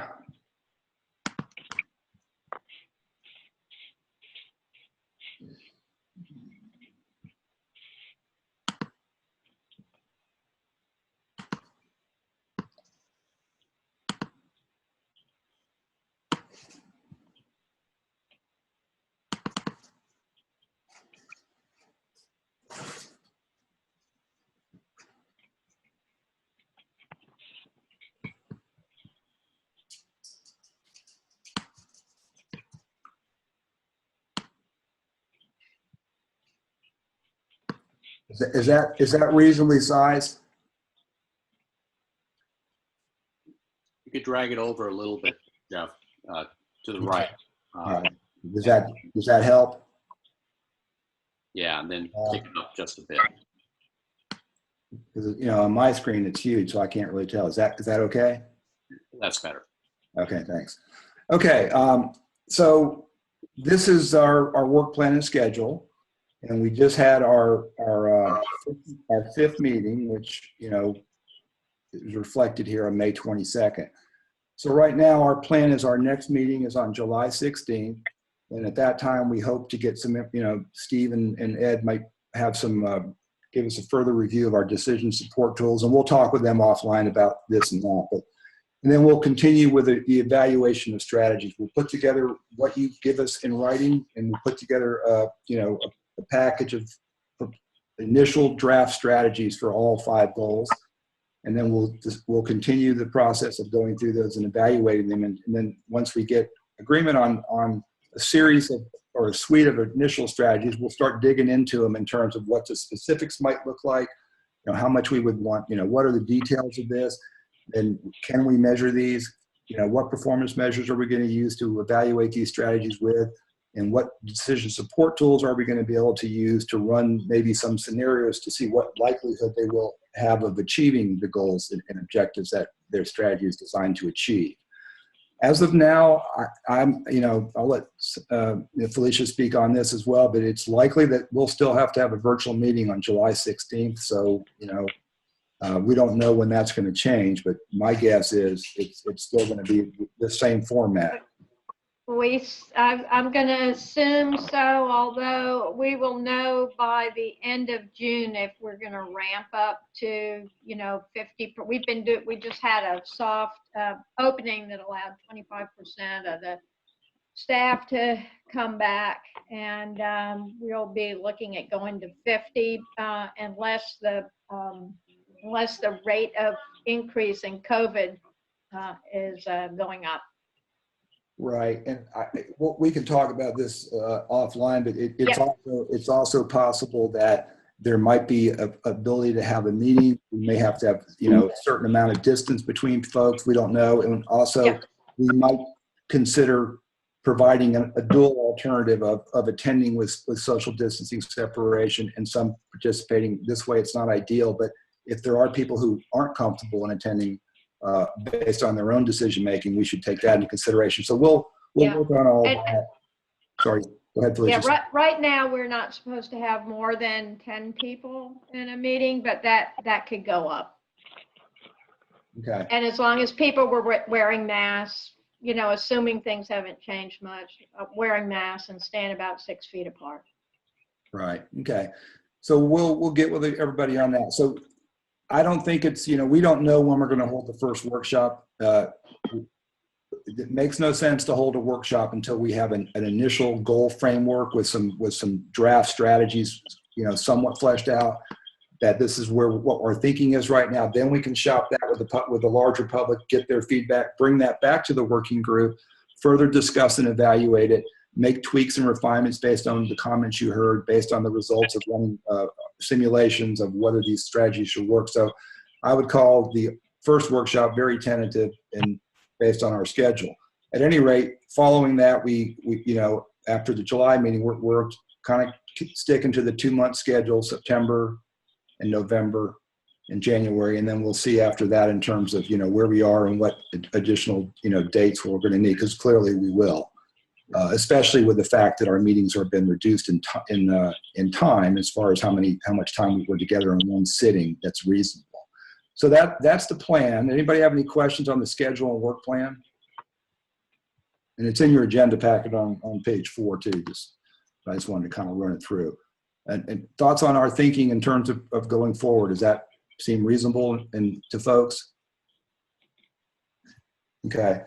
And I really do appreciate the fact that you all are willing to participate in this, difficult time for all of us to work, especially on complicated stuff like this. And clearly, this is an issue that works best in the face-to-face scenario, and I understand that. But I think we're still doing good work, and we'll try to keep that going until such time as we can get back together safely and work together like we want to.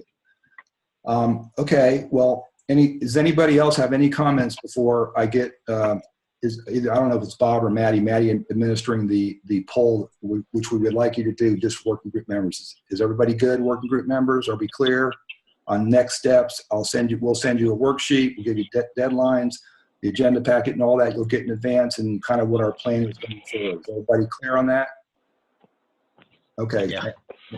And thanks again for, persevering through 4 hours on a computer screen. Yeah. Go ahead, Maddie, do that. And if CAB members would respond, that'd be wonderful.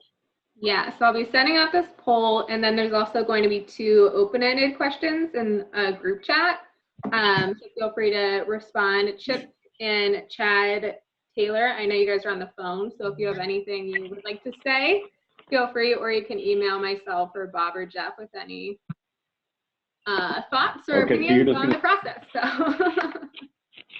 okay, should have run through. Cool. Maddie, it's Shannon. Hi. Maddie, could you send me the paperwork from today Yes, in the mail? I have a hard copy. I definitely can. I didn't really, I looked at the email and seen where I should have requested for it beforehand. That's And I didn't. okay. So Maddie, just to describe this, it's a 5-point scale. Oh yeah, so it's 7 questions. It's a 5-point scale, 5 being the strongest, you agree, 1 being you strongly disagree. So I think I put that on every question besides the 7th one. And this is real time, and we'll work question through question and allow people to quickly respond. Yeah. Yes.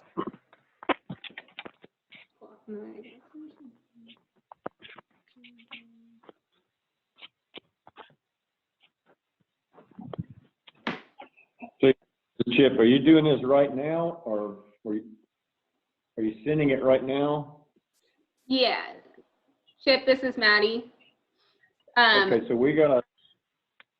So yeah, Maddie, why don't we send anyone who's on the phone who can't do this, we'll just send quickly right after the meeting a note that they can fill out. Yeah, Chip, I'll email you and Chad just a quick survey. Yeah, I've got another meeting to go to, and I've got to pretty well gonna have to leave right away. So I'll have to get to it, and if that's okay, I can send it back to you as soon as I get to it. Yeah, that's great. Thanks, Chip. Appreciate you being. Thank you. Thank y'all. Chad Taylor do the same thing. Sounds good. Thanks, Chad. Thanks, Chad. Appreciate it. It looks like the members have completed the first question. Yep. Yes. I send our second one. How can you tell, Bob? Can you see the results or anything? I can't see. Well, no, I can just see that there are 10 responses. Yeah, and that's who we have that can be on the computer. I see what you're saying. Okay. Yeah. So maybe I don't have. Go to the second. I don't have a screen, so I don't have any of this. Can you email it to me or something? Yes. Yes. That's Roger. Okay. Why don't you go to the second one? The CAB meeting objectives were met. Same scale. If you can scroll up, Maddie. Yes. Sorry. The number 2. Yes, number 2. The objectives were met. And if you can scroll to so we can see the 5, 4, 3, 2, 1. You can't see them right now. For number 2. Yes. Just.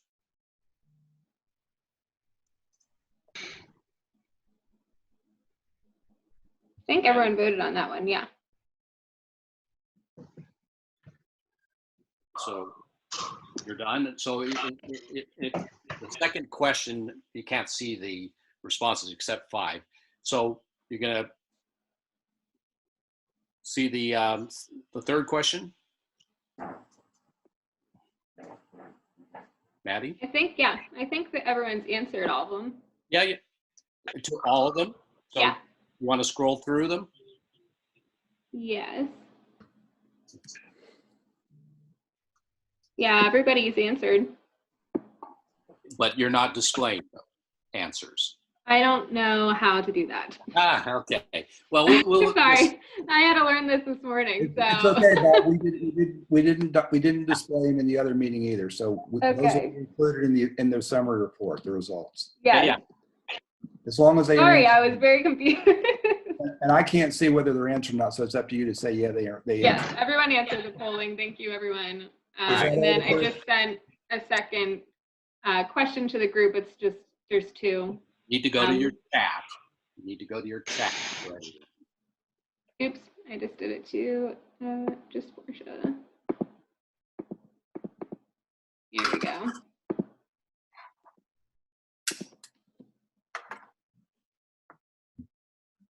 So you should see a question in the chat and just complete it now. Yeah. Yeah, I see Portia and Jenna answered, so that's good.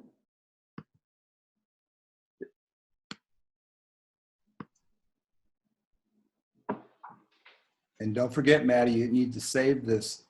Yes. This before you close the meeting. I got or it. else it'll disappear. No And worries. the poll as well. Yeah, I know.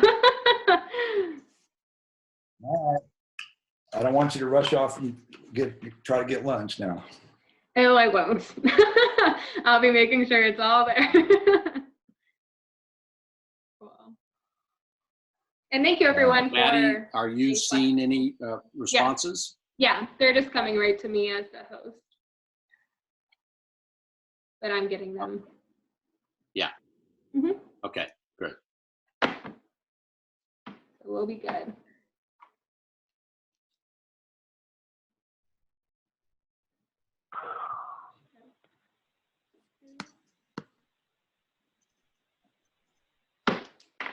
Anybody need more time?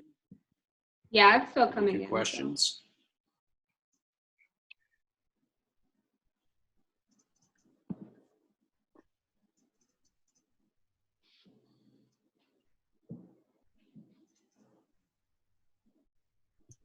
Looks like we're going to end at exactly 12:30. Wow.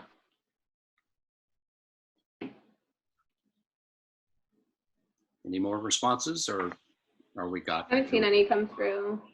Okay. But people can always email if you think of something after. So that'll be good. Yeah. Right.